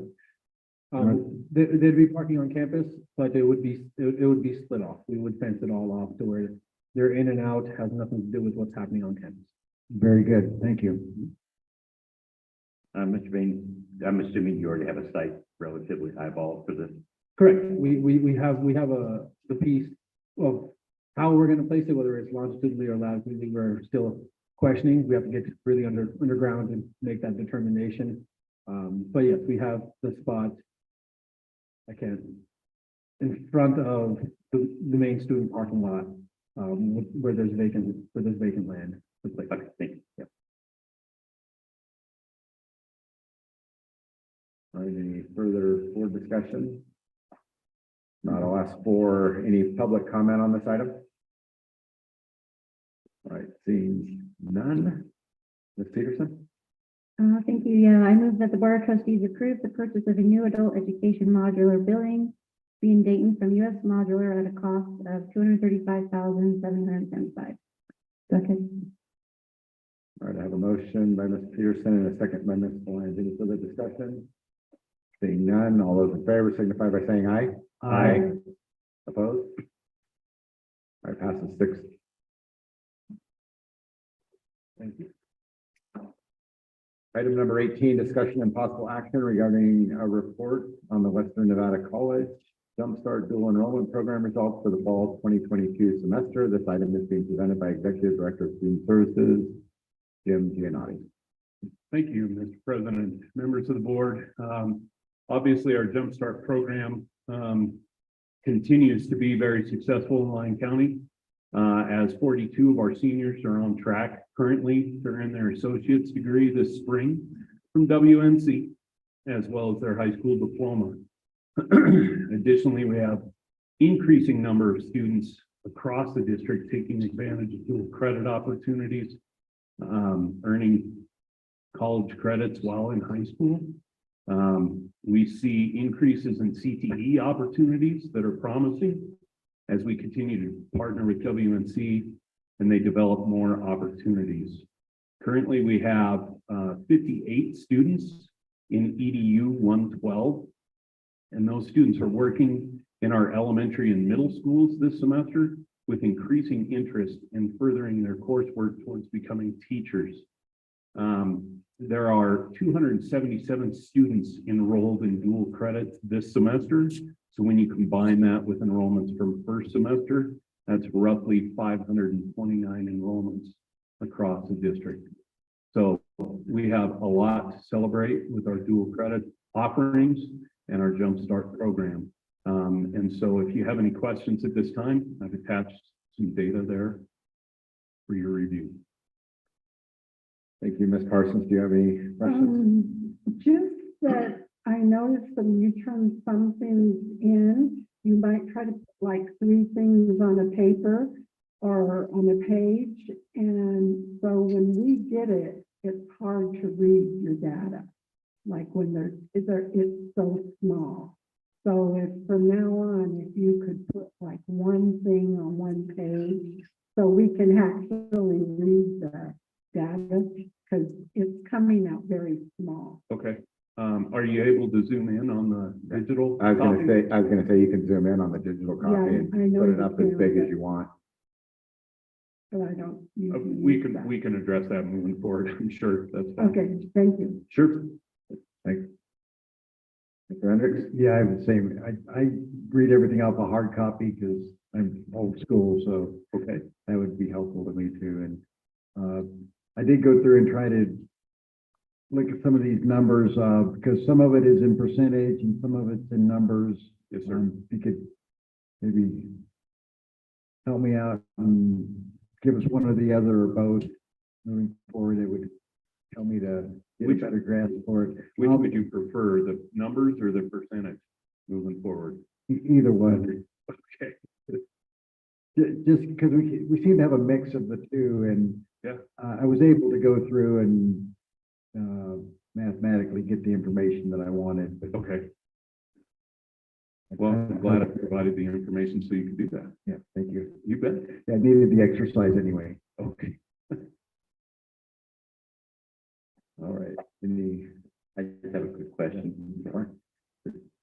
Mr. Gino, you and I discussed this before at length, but I'm curious to know, is some of the program, in your opinion, limited based on whatever Western Nevada College can offer our kids? Yeah, I would say to some degree, it would be, although Although I will say we have a number of students who take advantage of TMCC coursework that isn't part of this report as well. So I know there are students that have taken advantage of that. And I recently just had a discussion regarding some opportunities in ag that UNR is going to be offering down the road. And I know WNC is currently trying to expand some opportunities. So for example, we just had a conversation with the independent electrical workers in those contractors in Carson City. And they are working with WNC currently to create a pathway for students to become electricians. And they're offering those courses via Zoom during what would essentially be like a zero period after hours for students. And then lab opportunities during the summer months so that those students can actually work a work-based learning opportunity so they can shadow and learn as they work, and then get those lab hours taken care of so that they can earn those credits if they choose to further their college education in that regard, or simply just get hired and earn money while learning the trade, shadowing those employers. So there's lots of things that we're working on. So we're not prevented by reaching out to other than TMCC? No, we aren't prevented. We have students that take advantage of TMCC coursework as well. So that opportunity is there. We just have a really good working relationship, and our Jumpstart program has a long track record with WNC, and so we've got a lot of success there. As noted by the one graphic where you see we had 252 students enrolled last semester, and we could see a positive trajectory with students taking advantage of coursework there. Thank you. Yeah, you bet. Yeah, I love this program. I've had four of my kids go through it. And it really actually fast tracked him. My son's like 21 and he's gonna go to physical therapy school. And his buddies were like, man, they still have 2 more years of school and he's done. So it's really fantastic. It really prepares them to handle college courses while they're at home, get that base. I've seen just amazing things happen from it. My daughter's going to graduate with her associates this year. Super excited. Congratulations. Yeah, thank you. And I just want to say another thing. So the Mr. Workman and I sat at a joint assembly and Senate meeting all day on Saturday, and they kept asking, how are we going to address the teacher shortage? And so it was really great to say, well, we have some ideas. We're trying this, like we have this EDU course offered at the high school. So maybe somebody will be interested in education and get this class out of the way as they move on. So good job. That was great. And I have to brag a little bit just because we've got students that are eager to do that. And then they're actually in the process of talking. There was a career fair at Dayton today. Number of students stopped by the Lyon County School District table to talk about an opportunity for a Grow Your Own program. So these students, once they earn those credits, could potentially be hired by the school district as parapros and then take advantage of the Grow Your Own program down the road. So it's another effort on our behalf, selfishly, to grow our own teachers. And one of the neatest things about this is that we have affiliate professors in every one of our schools. So these courses are only $75 a piece for those students to take advantage of, as opposed to what a normal college class would cost. And our affiliate professors within our high schools are super excited about this program and love working with these students. I agree. I think it's a fantastic program. I love that you showed the CT and the Jumpstart. I think that's fantastic. With the Jumpstart, I noticed there's a lot more usage in certain areas, and certainly I can understand in Dayton because they're closer to the campus. It was my experience with my daughter that the first year the professors came here to Yerington, and the second year her more advanced classes she needed to go to campus there. Assuming that that's still the thing, do we still have, I mean, is some of the difference between the areas, are we still getting professors to come here, like say the Yerington? Where available, yes, I know we have a professor on campus at Fernley High School, but I know that's not always the case across. I think that was a really big part of why that year was successful, because they had someone here.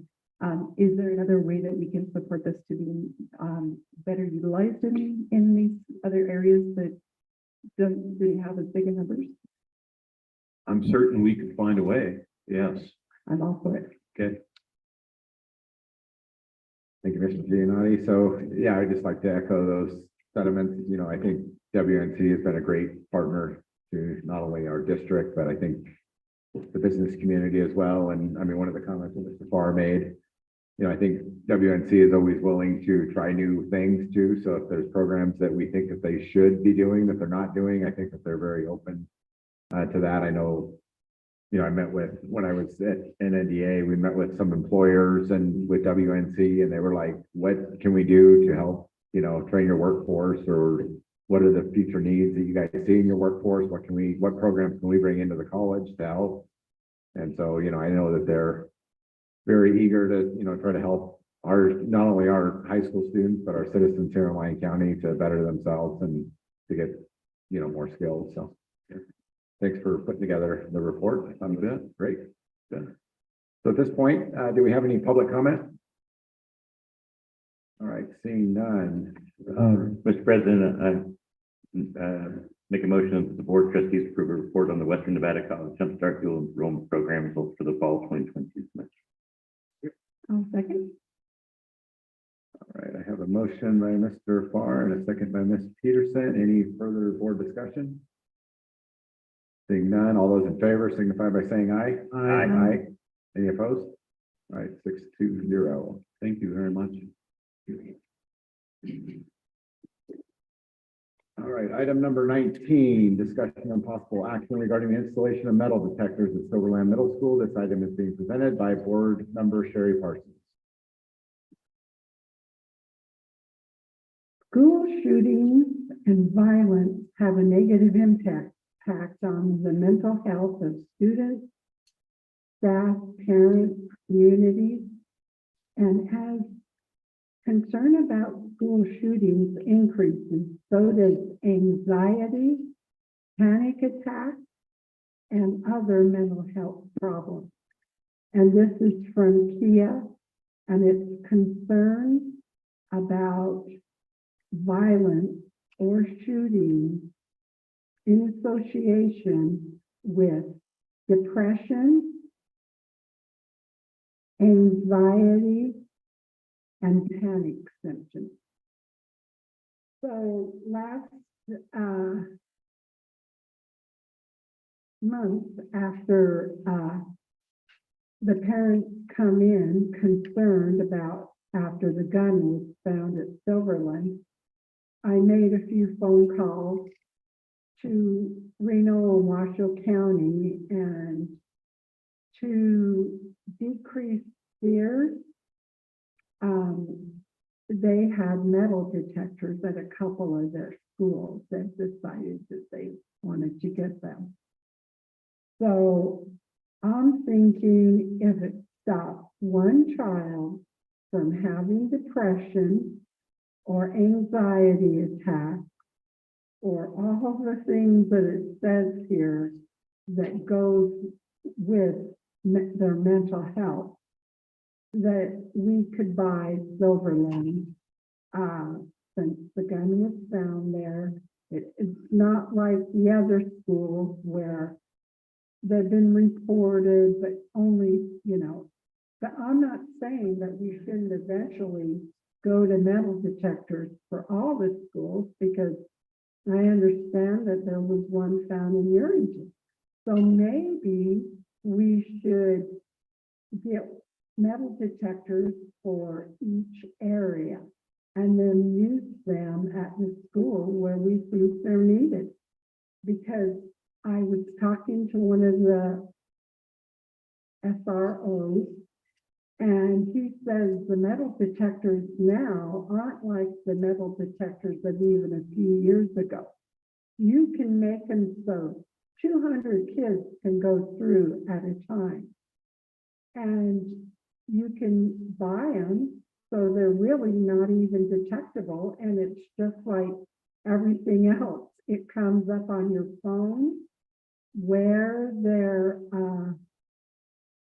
the gun's located, who's it with, so you could, it's really a safety thing. You could get the police officer or the SRO in there, because while you're tracking that child with the gun. So anyways, that's the first pictures. Of course, I don't want anything that's very restrictive. I think the least restrictive, like, they have those turn tables, we have to keep it open so that if they do have to leave, they can leave fast. So anyways, I just think that we need one, and for our area, and it could be used by, if something happens, by the different schools, because they're very portable. In Reno, they say they use them for like basketball games. They'll randomly, they say, they don't profile, they say. So they randomly, they'll put different guys through the metal detectors. And so I just think it's a good idea. We owe something to these parents that are going through, like what they were saying last week, and now this week again, all this is happening. I just think we've got to step up and do something. Mr. Barr? President Cooley, this time I'd like to ask Sheriff Brad both to come up and engage with the board on some Q&A regarding the effectiveness and cost and the logistics behind these metal detectors, whether or not he feels that they're viable or even effective. All right, perfect. Thank you. Thanks for joining us, Sheriff. Hello again. So off the top of your head, you've heard Ms. Parsons, her request. Please speak candidly to that matter. I think a metal detector is as good as the person that mans it. I know we use a metal detector in our courthouse. We use a metal detector in our jail. But those are manned by someone that is armed constantly. If you think about a kid coming to school and going through a metal detector, I know there is high density metal detectors that would detect something like a firearm or explosive device, but you think of all the metal in a kid's backpack and their binders, their clothes. After running through that metal detector, you would have to search your backpacks individually. Then you're getting into searching a kid, whether it's with a wand or your hand, to verify, why that metal detector was set off, etc. They are a useful tool, but again, it's a tool that is only as good as the person that mans it. We use an X-ray machine at the courthouse along with a metal detector to avoid searching bags, getting our hands in those, and it's a whole lot quicker and more efficient. So I think as long as you pair a metal detector up with somebody that is qualified to use it, somebody that is armed, and somebody that understands it, then it's a viable tool. Arbitrarily placing a metal detector in the school, I don't think would serve the purpose that you want. And then you have to have a single point of entry where you have to put a metal detector at every entry that is manned. And if you're not willing to do that, then again, the metal detector can be defeated by anybody with a firearm. What would the cost be? Just ballpark, one unit with a trained officer. Well, I know that the metal detector, our courthouse is being renovated, so we have to purchase another metal detector for the old courthouse in Yerington. And we're looking at $25,000. That's a basic metal detector. And then you have the sheriff's office contracts for a private security officer because it's cheaper than a deputy who is armed. And I believe our contract is for $75,000 a year. So $100,000 basically. Initially. Yearly. I think would be safe. But I believe the metal detectors, like we were talking about, that they're used in stadiums, and then Ms. Parsons is speaking of, would far surpass $25,000. The metal detectors we use detect any metal object. It's the same metal detector we use in our jail for inmates too. But if you're looking for those high density metal detectors, I couldn't give you a price on those. I've never looked at them or shopped them. I guess my next comment, President Cooley, would be directed towards Superintendent Workman. Is there any Nevada revised statute or the district policy that requires we have a metal detector at one school, we have to have it all? I'd have to research that with Mr. Latin, but I am not aware of any NRS, and certainly not district policy that would require that. I guess my other concern is, because rightfully so, Ms. Parsons addressed the mental health and well-being of our students. I personally, having worked in schools, can tell you that students have all kinds of anxiety, fears, and I honestly think the addition of a metal detector would actually increase that anxiety and fears when you look at the choke point it would cause with coming in and going out of school each day. And not to mention what the scenario that Sheriff Pope suggested of maybe having to randomly search a bag, and then we get into Fourth Amendment stuff that we really probably don't want to launch down that rabbit hole. And that's just my comment. Ms. Peterson. Yeah, I noticed that you said they would have to be single point entry, and our high schools are not, single point entries.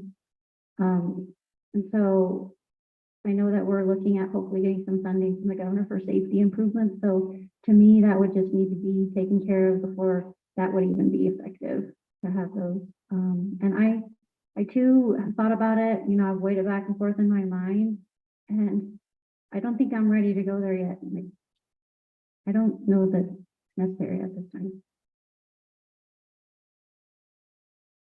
Yeah, no, I'd echo some of those comments too. I mean, as far as kids' mental health, I can't, you know, every time I got to travel in the airport and go through the TSA checkpoint, I can't say that that's a warm and fuzzy feeling for me. So I can't imagine, you know, a poor kid coming into school every day and then having, like you say, I mean, you know, computer is going to, you know, every kid, I think in our district, 1-to-1, you know, has a Chromebook or something in their backpack. So every kid's going to have their backpack searched every single day, and, you know, have a trained officer there to do that. I mean, to me, you know, I'm much more in favor of the SRO program and, you know, having that person kind of rotating, you know, throughout our buildings and those different attendance areas. I think that's a lot more effective and a lot more deterrent, in my opinion, than having, you know, some schools with metal detectors, other ones, you know, without them. And I don't know.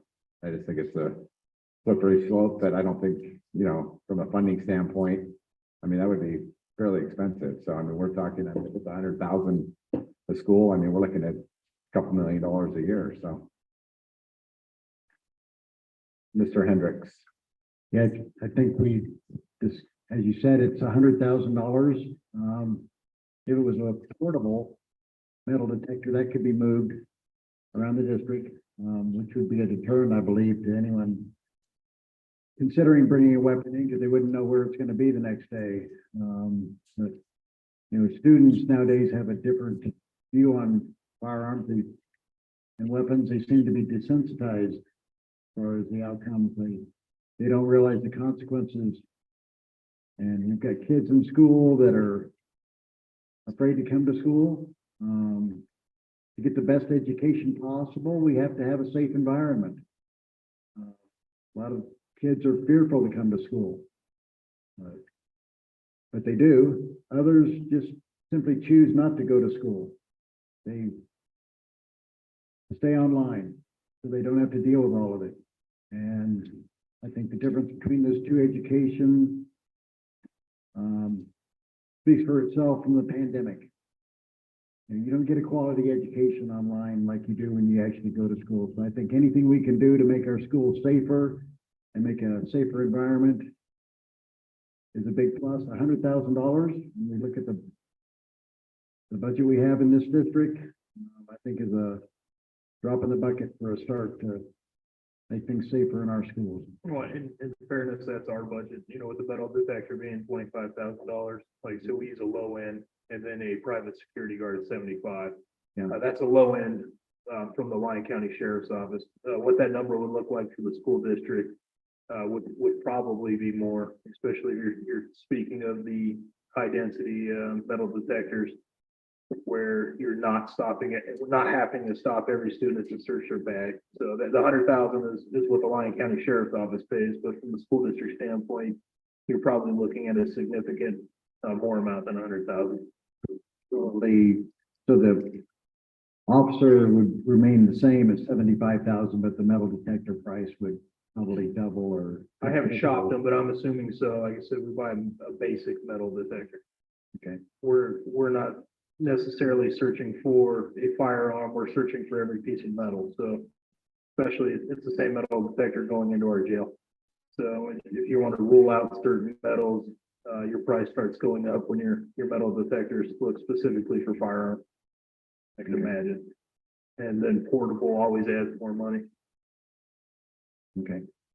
And I'm wondering too, I mean, I would assume a metal detector is pretty specialized equipment. So, I mean, the portable use of this thing, bouncing it down the Lyon County roads, getting it from one school to the other, I would assume would be pretty problematic to that type of equipment, I would think. I don't know. I'm not sure. I'm not an expert on them. Well, don't we have SROs in the morning at the schools anyways?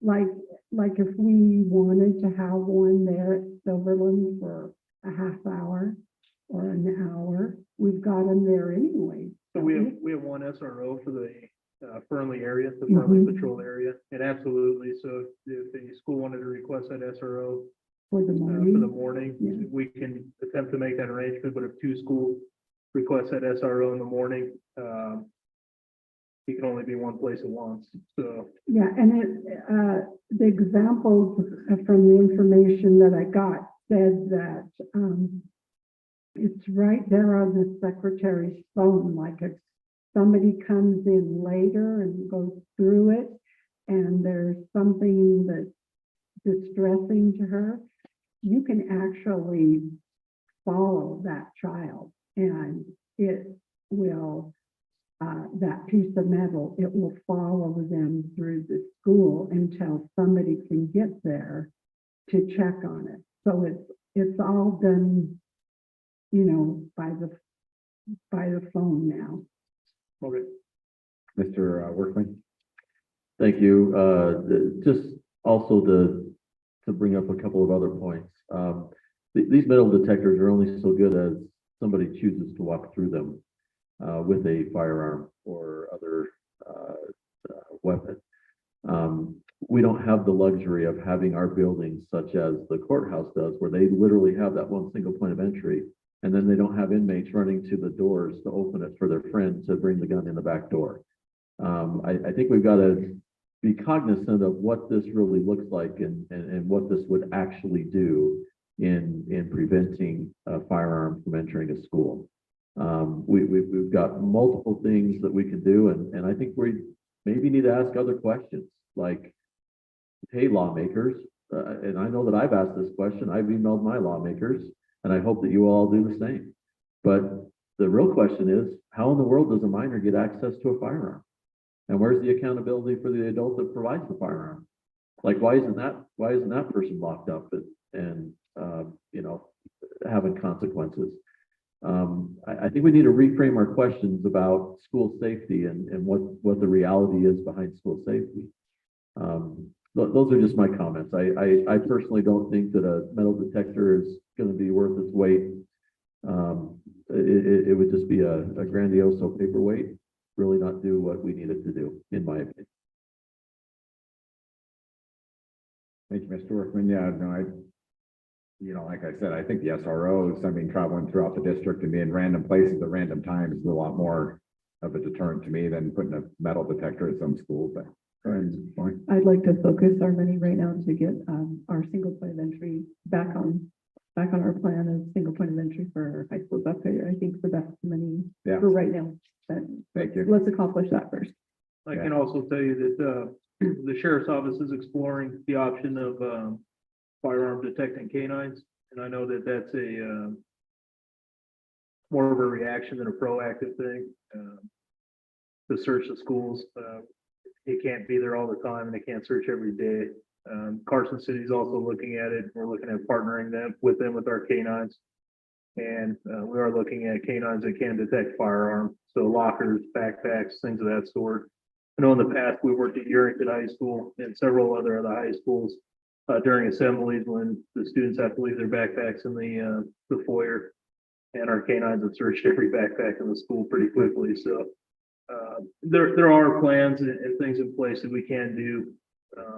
I'm not necessarily a big fan of the metal detector as well, but I'm also not a subject matter expert on metal detectors. So I know they can be defeated. I've seen them defeated in prisons. I've seen X-rays defeated in prison. I've seen them defeated in our jail and at our courthouse. So it's not it is a deterrent sometimes, but they can be defeated, especially if you don't have a single point of entry. Yep, thank you. Great point, Ms. Lyons. All right, at this point, Ollie will open it up for any public comment on this item. All right, seeing none, looking for a motion, or I guess it's possible action. We don't necessarily have to take action on this, but does anybody want to take any action or discussion? All right, seeing none, I will move on to item number 20. Discussion and possible action regarding an upgrade to a new school district website platform provider. This item is being presented by Communications and Public Relations Officer Erica Calver and Executive Director of Operations Connor May.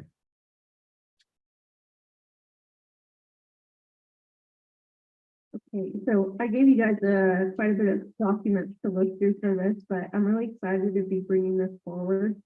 The 21-page document titled Final Site is our recommendation. And I just wanted to touch on a few points of why that is, and then I'd be happy to take your questions. So this is so much more than just like a website upgrade, which is partly why we're calling it an upgrade to our website and our communications platform. One of the big distinguishing factors of this versus what we have now is that it comes with a mobile app. The app continuously syncs to our website, so it wouldn't be like we're managing, you know, new websites and also updating our app. It just syncs continuously. It's customizable, so you all live in different attendance areas and you have kids at different schools. You can choose which schools to receive notifications from. The content on the website, compared to what we're doing it now, which is like we're totally piecing it together. For example, you update a document here at the board tonight, hypothetically speaking. Tomorrow, I go and update it on the district website, and then I email the webmasters at every school to update it on theirs. And it's a manual process where they go into their Google Drive, update it, and you know, it's not instantly. With this platform, I'll be able to own the one document. The second I upload it, everywhere else it lives is updated immediately. So it's just this great content management system on the back end. It's all built in, so it's not like we're pulling from Google Drive and feeding it into our website. It just exists within. Let's see. Along the lines of managing this website, it's really user-friendly. So right now, your board webpage is like lyoncsd.org/10 members -letters and then board of trustees something. And this is just, you know, one piece, but it was a big one to me, especially since I'll share out links leading people back to our website. So it would easily be like lyoncsd.org/board of trustees. And we're able to customize in a lot of different ways. It's collaborative. So what I mean by that is instead of relying on like that one webmaster to update the website, teachers can be contributors. So if there's events coming up, they did a cool project in their class, stuff like that, for example, they can upload it, and then the webmasters or myself or whoever has that admin access can come in and just hit approve, and it's sent out to everywhere they selected. Sorry, I have a lot of notes. Another big distinguisher from what we currently have is that it has language translation built into the website. So instead of manually taking something, throwing it into Google Translate, re-uploading that as well, it just, there's a drop-down menu at the top and you can select from hundreds of languages and it's automatically translating it. Along those same lines of accessibility, it's really ADA compliant and they're constantly updating, which I think is part of why they're so great now, is that they just keep building on what's newest and greatest. Let's see. I touched a little bit on the communications piece of the platform, but basically what this does is it takes everything and puts it into one place. So right now, if we had to send a notification for a school day, a snow day tomorrow, it would be one going into Infinite Campus, selecting everywhere we want it to go, going into our social media, posting it manually there, website, everything else. This is like, you add the message in one spot, check everywhere you want it to go and hit enter and it's done. And that's not just access I would have, all of our admins, like administrators, webmasters would have access to do that. Let's see. Sorry, I'm probably boring you, but I want to make sure I got the message across of how great this is. So that's a great feature for like emergency communications, which is like the snow day example, but also for other things that aren't emergent. People can contribute their announcements. And again, it would just be an approve and it's done and it's posted everywhere it needs to go. Let's see. I hope you guys were able to go through some of the theme examples. I think it was really like just cutting edge. It's this century. And I love it. I think it's so much more than a website. It's really bringing our communications and allowing us to be more connected with our families, not just through the app, but also through being able to do that constant content addition and everything. Ms. Blank? Since you're kind of already heading that direction, I just want to ask, so when I see mobile app, that this is an option for mobile app. So first thing I think of is as a parent, okay, so I can download this mobile app and then if I have my notifications set up, suddenly I get a message. Yeah. Early in the morning, like for your example, snow day tomorrow. So that's going to help keep the parents in the loop much quicker, much more efficiently, less work for you, quicker for them. I think that sounds like a win-win. The other example that comes up is like, if we go into lockdown or we haven't done that very much, but like a lockout, that's kind of when you want to get out to parents quickly, just because kids are already texting their parents that this is going on at school. So that message to be able to put it in one place, hit send, and it goes everywhere is, I think, is huge, and it'll reduce not just the amount of time going in, but the amount of platforms you have to go in to get that message out on all your channels. Thank you. Ms. Parsons, did you have any comments on this item? Yeah, when I've seen that it's just so much easier to communicate with parents, done so rapidly that I'm for it. Thanks. Yeah, I think, and you guys got like the elevator pitch in this, and if you ever want to dive into it a little more, you know, hopefully it's improved. We'd be happy to show you that, but part of that is that we can launch this they show like an 8-week timeline to build it in the background. And then our current contract expires at the end of June, I believe. So the timeline works out great that we build this in the background, and come July 1st, we switch over and don't have like a beta website for a few months or weeks or something. Ms. Peterson? Yeah, I think this, I mean, when we're talking about recruitment and getting teachers in, like people go to our website. And so if it looks really professional and they can get all the information even easier, I think that's fantastic. And I've tried to go onto the website on my phone and get so annoying. You guys know what I'm talking about. Okay, so if that's better, then I'm all for it. And then I think it also helps us get out the good news quicker, which is always a bonus. And we heard the parents talking tonight that they want better communication. So if this helps all of those things, then it's a good idea. like, I bring up the emergency ones because those ones are like really important, but those other ones that are like just cool class projects or something, it's just awesome that we'll be able to get so much more of that out. So the way it happens right now is, let's say someone at the district office or, like we had a career fair, they'll like reach out to me, send me pictures via email or text. I upload those in and have to like go in manually to print it out everywhere. And like, it's just gonna make it so much more streamlined, less amount of power on all fronts. Mr. President, can I ask her one more question? Go ahead. So like if the parents want to tell I mean, if the teacher wants to tell the parents an announcement, instead of sending home on a piece of paper on a flyer and a peachy that hopefully they get, now they can just send it out on this, right? So they know the parents are getting the information. Yeah, sorry, there's so many pieces to this, but the reason we really like Final Site 2 is their communications can get really drilled down. So if we had a message to go down out to one specific bus for a certain classroom, I know we've had certain situations where like one bus is affected. We can create that filter where our message goes specifically to them. So if teachers, I think the way I understand it is if we can get that detailed, like you mentioned, if it's like a classroom or a grade wide thing, you just select that filter and it's like out there. And then, like you said, along the app, the emergency ones will always come through the way like the text message does, like a plate notification where it appears on your phone screen or it comes down as a notification. But if parents don't want to receive that every time something's posted, they can edit their settings so that they go in and get the non-emergent stuff.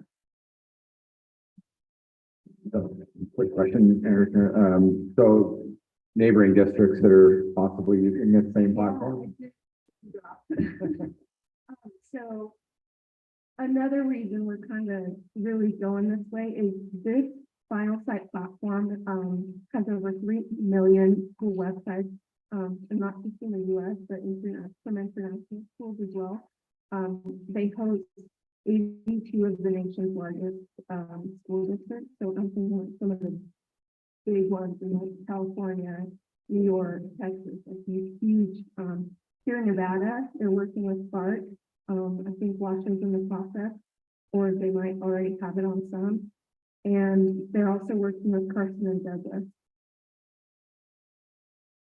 Thank you. I guess my question would be more of a technical nature, Erica, having to do with, I'm assuming the $17,000 one-time website mobile application development fee, that's obviously base testing everything we're going to do, and then to help build the platform and engineer it.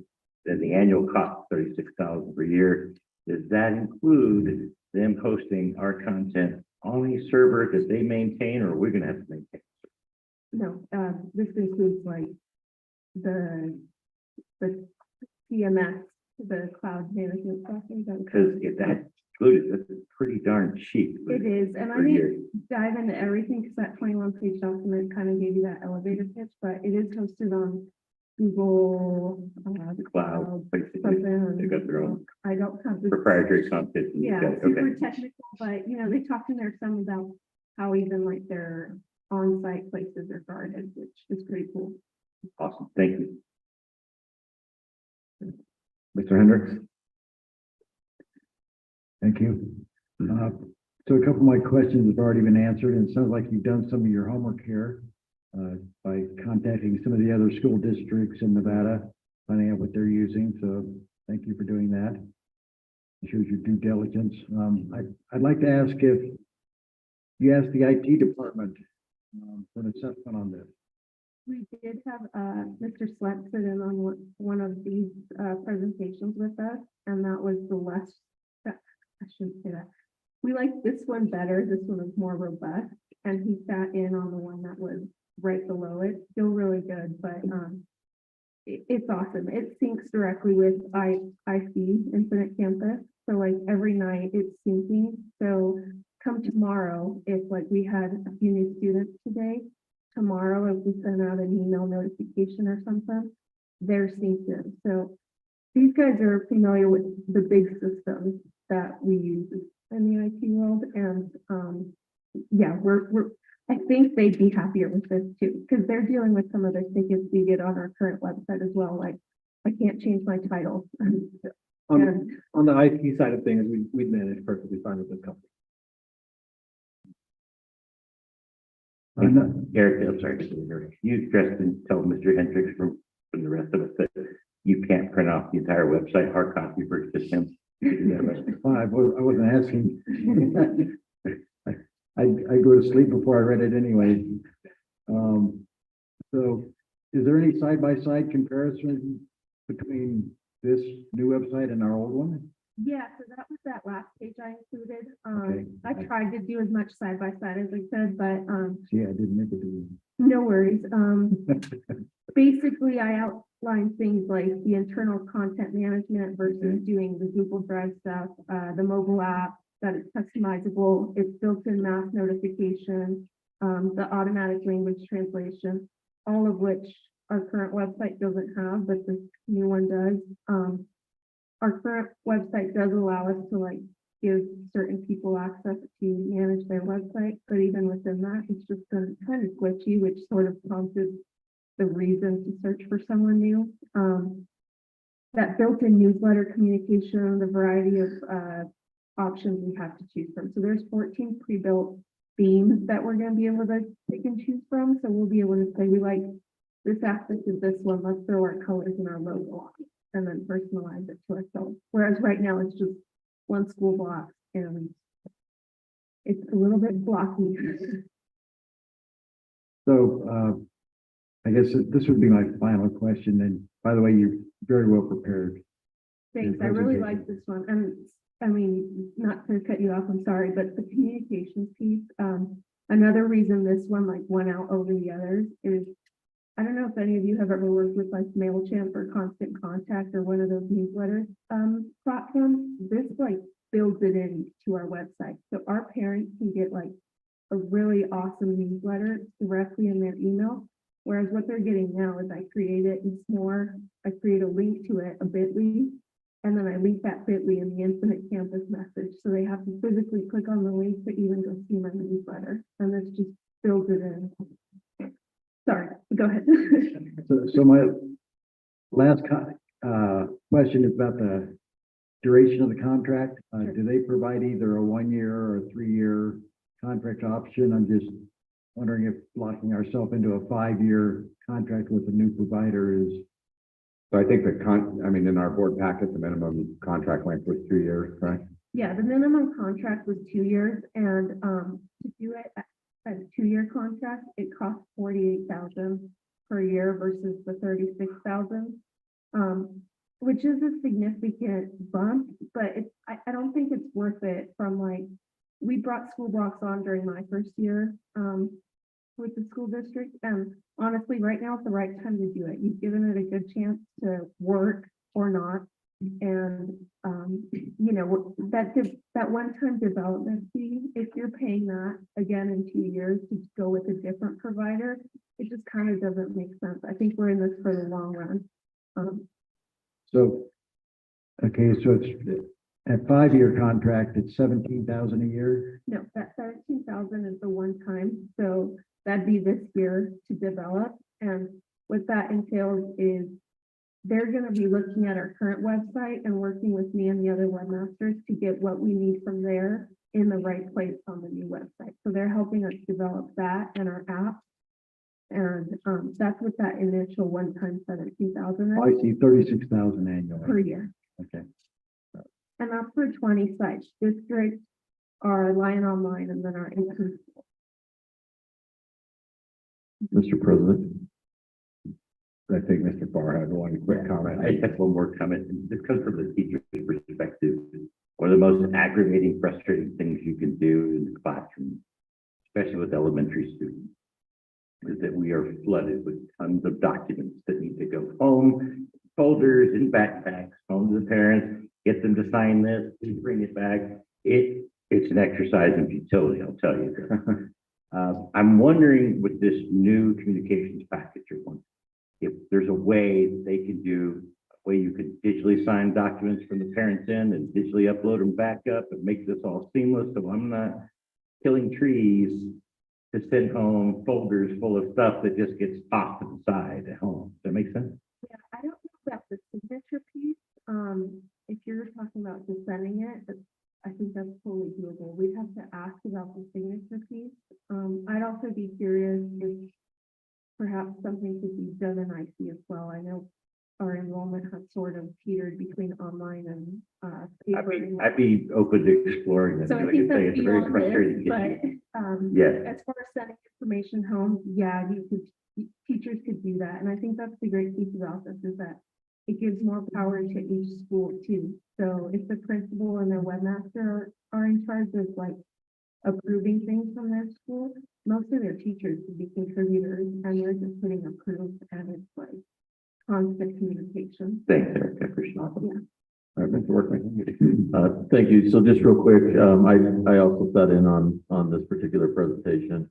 And although it wasn't Christmas Day for me like it is, Erica, I'm very excited. It's one thing that I liked is what, I think Bridget, you kind of brought up. This will size to whatever screen you have. So it's device agnostic. It will adapt automatically to whatever device you have, including a cell phone. And so I think that user-friendly side, along with the app, not to mention all the other features, is going to be great for our families and students. Thank you. Great, thanks. And I think in this 21-page booklet, it said they made it for mobile because they know that their statistic is that 50 to 70% of people aren't jumping on a computer to check out our website. They're going on a mobile app. So it's made to be user-friendly on mobile. And then they took that even further and created the app. Ms. Boyd? Oh, no. What are we currently spending annually? 11,700. But I will say, I truly think we're getting what we're paying for. It's rough. It's an update for sure to go where we're going, which is why we looked at two as well. These two are probably the best. From what we could tell in talking to other school districts, these two are the best school website providers, and the one we suggested to beat out the other one by a little bit. Yeah, I mean, 3,000 a month is very inexpensive for, it sounds like, for what it's gonna do. And for 20 websites as well, that's. Yeah, and that's- district-wide. Yeah, I think I pay more for that for my self-storage businesses, so. So yeah, it seems very, very good. All right, at this point, I will open it up for public comment. Anybody have any public comment? All right, not seeing any. I'm looking for a motion. Mr. President, I make a motion that the Board of Trustees approve a 5-year contract with Final Site as the new website communications platform in the amount of $36,000 annually with a one-time setup fee of $17,000. Second. All right, so I have a motion by Mr. Farr and a second by Ms. Parsons. Any further discussion? Seeing none, all those in favor signify by saying aye. Aye. Any opposed? I pass it. All right, item number 21, 21, there it is. Discussion and possible action regarding revisions to LCSD policy BG board staff communications as a first reading. This item is being presented by board member Darren Clark. Thank you, Mr. President. So, as you can see from the Lyon County School District Board Policy BG concerning specifically board staff communications, I made some revisions, proposed revisions to the very bottom portion, which concerns visits to schools, to include the language, including what was already there. I added the following portion. Individual board members may visit schools periodically to expand their knowledge of school programs, staff, and student needs. Will follow prior notifications to the principal. Concerns raised as a result of school visits by board members will be directed to the superintendent in writing without delay. Board members will identify when they are visiting the school in their role as a board member versus when they are visiting the school in another role, i.e. parent, guardian, relative, emergency contact, etc.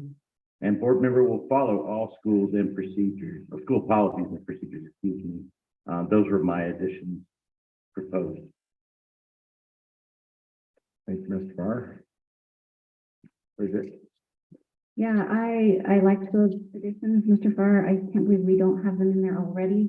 I think it helps protect schools and board members from all kinds of things. So definitely that, the school principal needs to know when board members are in the building. I think that's just good business.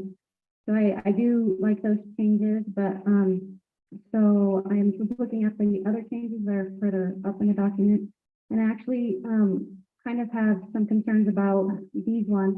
The first one where it has that first sentence there.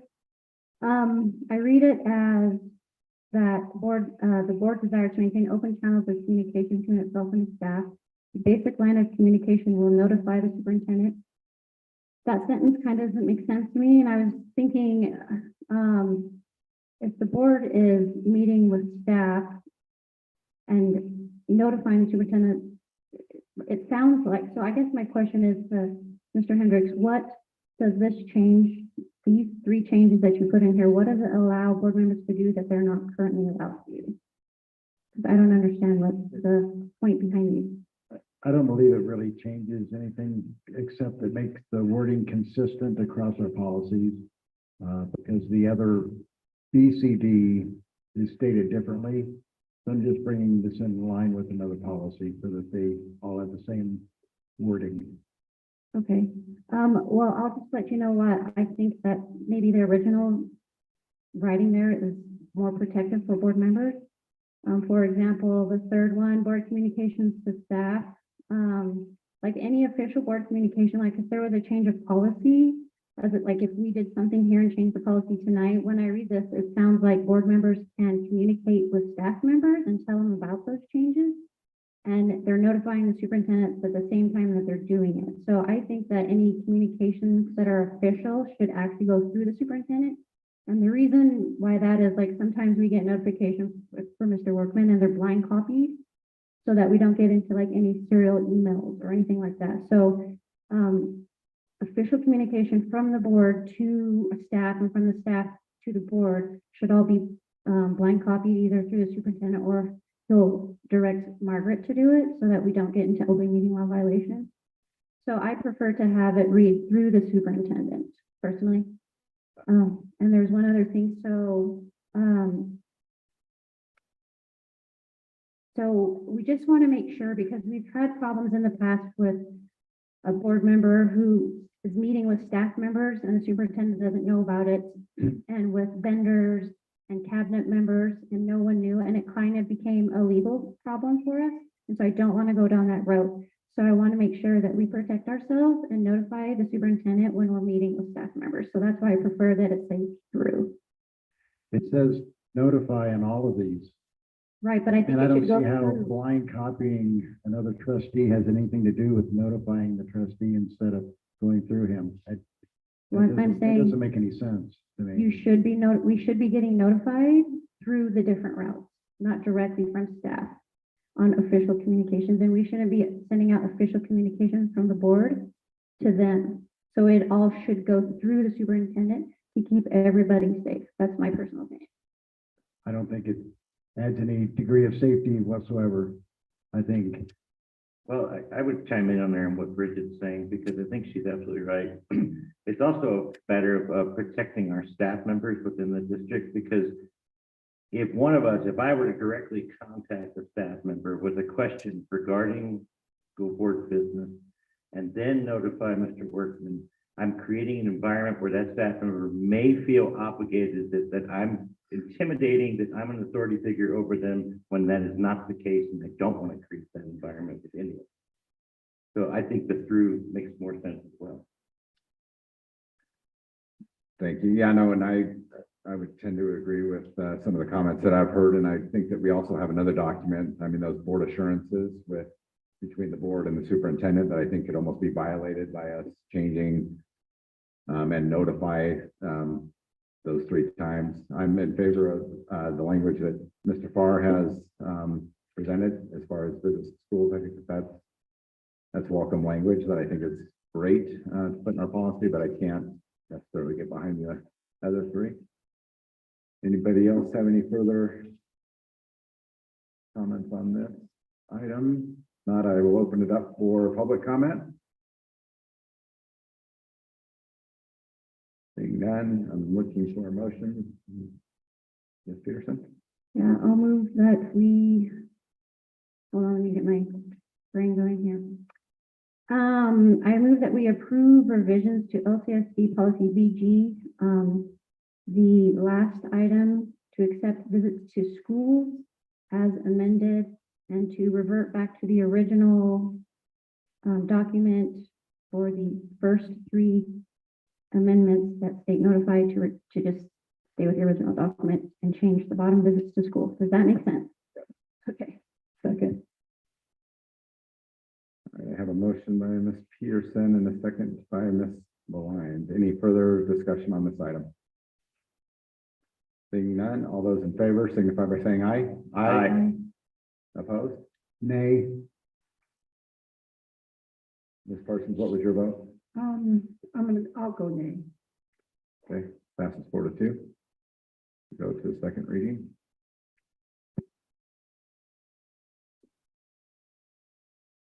All right, item number 22. Discussion and possible action regarding revisions to LCSD policy BDAA, individual board members' authority and responsibilities as the second and final reading. This item is being presented by myself.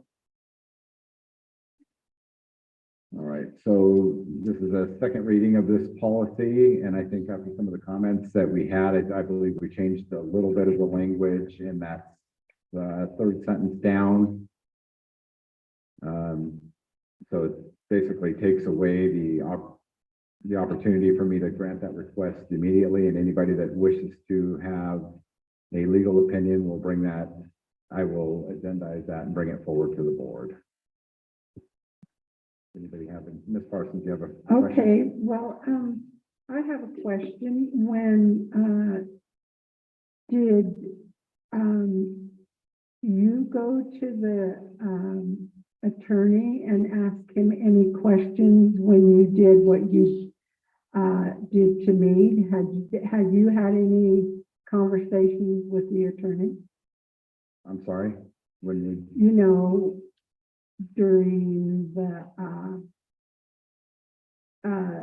when you were censoring me, did you have any conversation with the attorney? I was not the board president. But did you have any conversation with him? No, I did not. You never had any conversation? Okay. Mr. President, I'm not sure if we're on topic. Yeah, I'm not sure. Yeah, if we're on topic on that either. Well, I'm just saying, it doesn't seem like it's been done that way in the past. So I don't see any point in changing it. I mean, it's held good for 5 years that I've been on the board, and we have had opportunities during the meeting where we have been able to ask the attorney questions. And if we can't ask him questions, why is he sitting there? You mean every time we're going to have to bring every question that we want to ask him to the board? I don't think we're talking about questions. I think we're talking about formal legal opinions. And so this basically says that the formal legal opinions. Just for a formal legal opinion. Formal that legal was- opinions are going to be for the Oh, I benefit see. benefit Okay. of the board and not for individual members. Okay. Okay. Well, then last time, Holly, did you do that for, wasn't that kind of formal when I got a written notice? Mr. Latin, go ahead.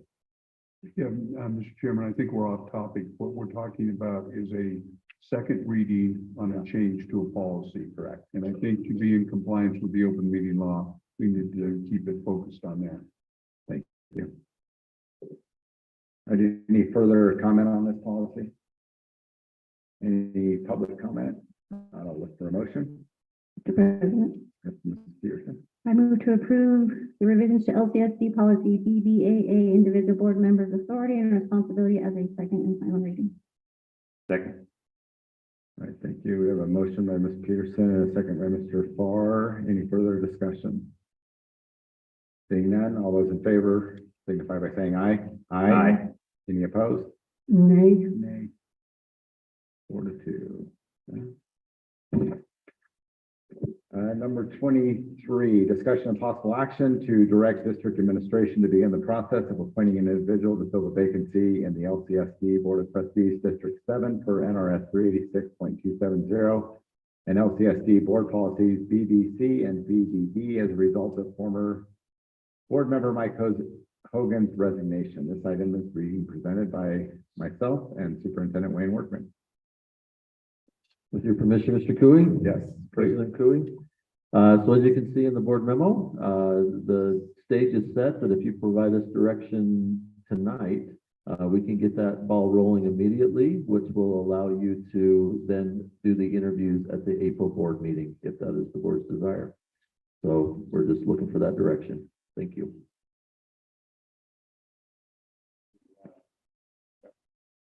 Any discussion on this item? Yeah, I don't remember. Did we do this with Mr. Cooey, when Mr. Cooey was, put on the board? I can't remember us doing all that. It just seemed like he showed up one time and there he was sitting there. Well, Mr. Cooley was elected. I was elected to the Ms. board. Parsons. I was elected to the board. I think it gets put Were on. you sitting there before you were elected? You weren't on the board before you were elected? No, I was not. Oh, okay. So- Just seems like you've been around a long time, I guess. I don't know. The last time we did this, was when, member Crabtree resigned from the board. And we went through the process after redistricting. And so this is the exact same process that we're following this time. I guess our last names both start with the C, so I could see how that could be confusing. All right, Ms. Lyons, go ahead. I move the Board of Trustees direct the district administration to begin the process of appointing an individual to fill the vacancy of Lyon County School District Board of Trustees, District 7, per NRS 386.270, and Lyon County School District Board Policies BDC and BBE. Second. We have a motion by Ms. Lyons and a second by Mr. Farr. Any further discussion on this item? Seeing none, all those in favor signify by saying aye. Aye. Any opposed? That's 6-0. All right, moving down to item number 24, discussion and possible action on agenda items for future board meetings and or information item requests, including a summary by the superintendent. Thank you, Mr. President. So for the next meeting, we have it scheduled for April 25th at Sutro Elementary School, starting at 6:30 p.m. There, we will have an item for the Board of Trustees interviews for the vacant District 7 position. We will also have an update on HVAC across the district at DES, FHS, DHS, CES, and Sutro. Additionally, we'll have an item about building controls for HVAC systems at FIS, DES, RES, SBS, YHS, and SMS. Sorry, I'm just reading my notes from Mr. Bain, and I'm going to get him back on Monday at Cabinet for doing that to me. Then we'll have an update presented regarding audio enhancement for SMS, SSHS, and DES. We'll have another item on the tentative budget for FY24 in preparation for the May budget hearing. We had a request from some teachers down here at Yerington High School to have a presentation about the 4-day school week. So that will take place at the April meeting. We will also have a presentation and proposal from a company called Care Solace that helps to connect students and staff with mental health care providers. And so we'll have that presentation and proposal. We'll then have the second and possibly final reading of Board Policy BG as approved tonight with the first reading. If I heard correctly earlier in the meeting, Mr. Hendricks, I apologize, we did not have the public comment item for this meeting. But you were going to request that be on the next meeting that we talk about public comment via email. And then Mr. Farr, you had an item about a CTE presentation. Yeah, so Mr. Giannadio and I would like to do a presentation on something that the CTE committee is working on involving the transfer VR technology that we'd like to use Perkins funds for to increase the opportunity. Perfect. Okay, so Really a demonstration. wonderful. Okay, so we have those two items added, and that's all that I have for that meeting. Go ahead, Ms. White. Sorry, quick question. I was just jotting down some notes. Did you say second reading on the policy review? Yes, we had a first reading tonight. Do I have the wrong letters there? So the first reading was,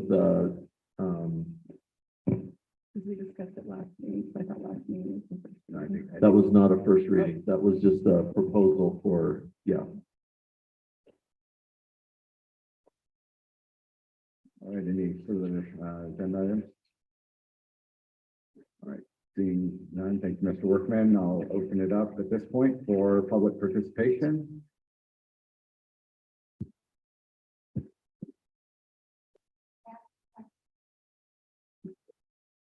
And I apologize, I'm not gonna sit anymore. I just can't handle it. These chairs have been here since I don't know when. Many of us probably, people who were like, I remember that when I was in high school. There was no public comment, available when we did the motion to, for the vacancy. And I just had a quick question in regards to that. Okay. Kind of push, and I was trying to get up and I was like, trying to get your attention. Okay, So, where is the application going to be available? Is it going to be posted online? What do they have to do to, you know, if they're interested in this position? So if you read the board memo, it shows that we will post it in the newspaper. Applications will be available at the district office. If anybody wants to contact school sites, they can refer them to the district office. Okay, I just want to make sure I give out the right information. So it has to be, okay, that's what thank you so much.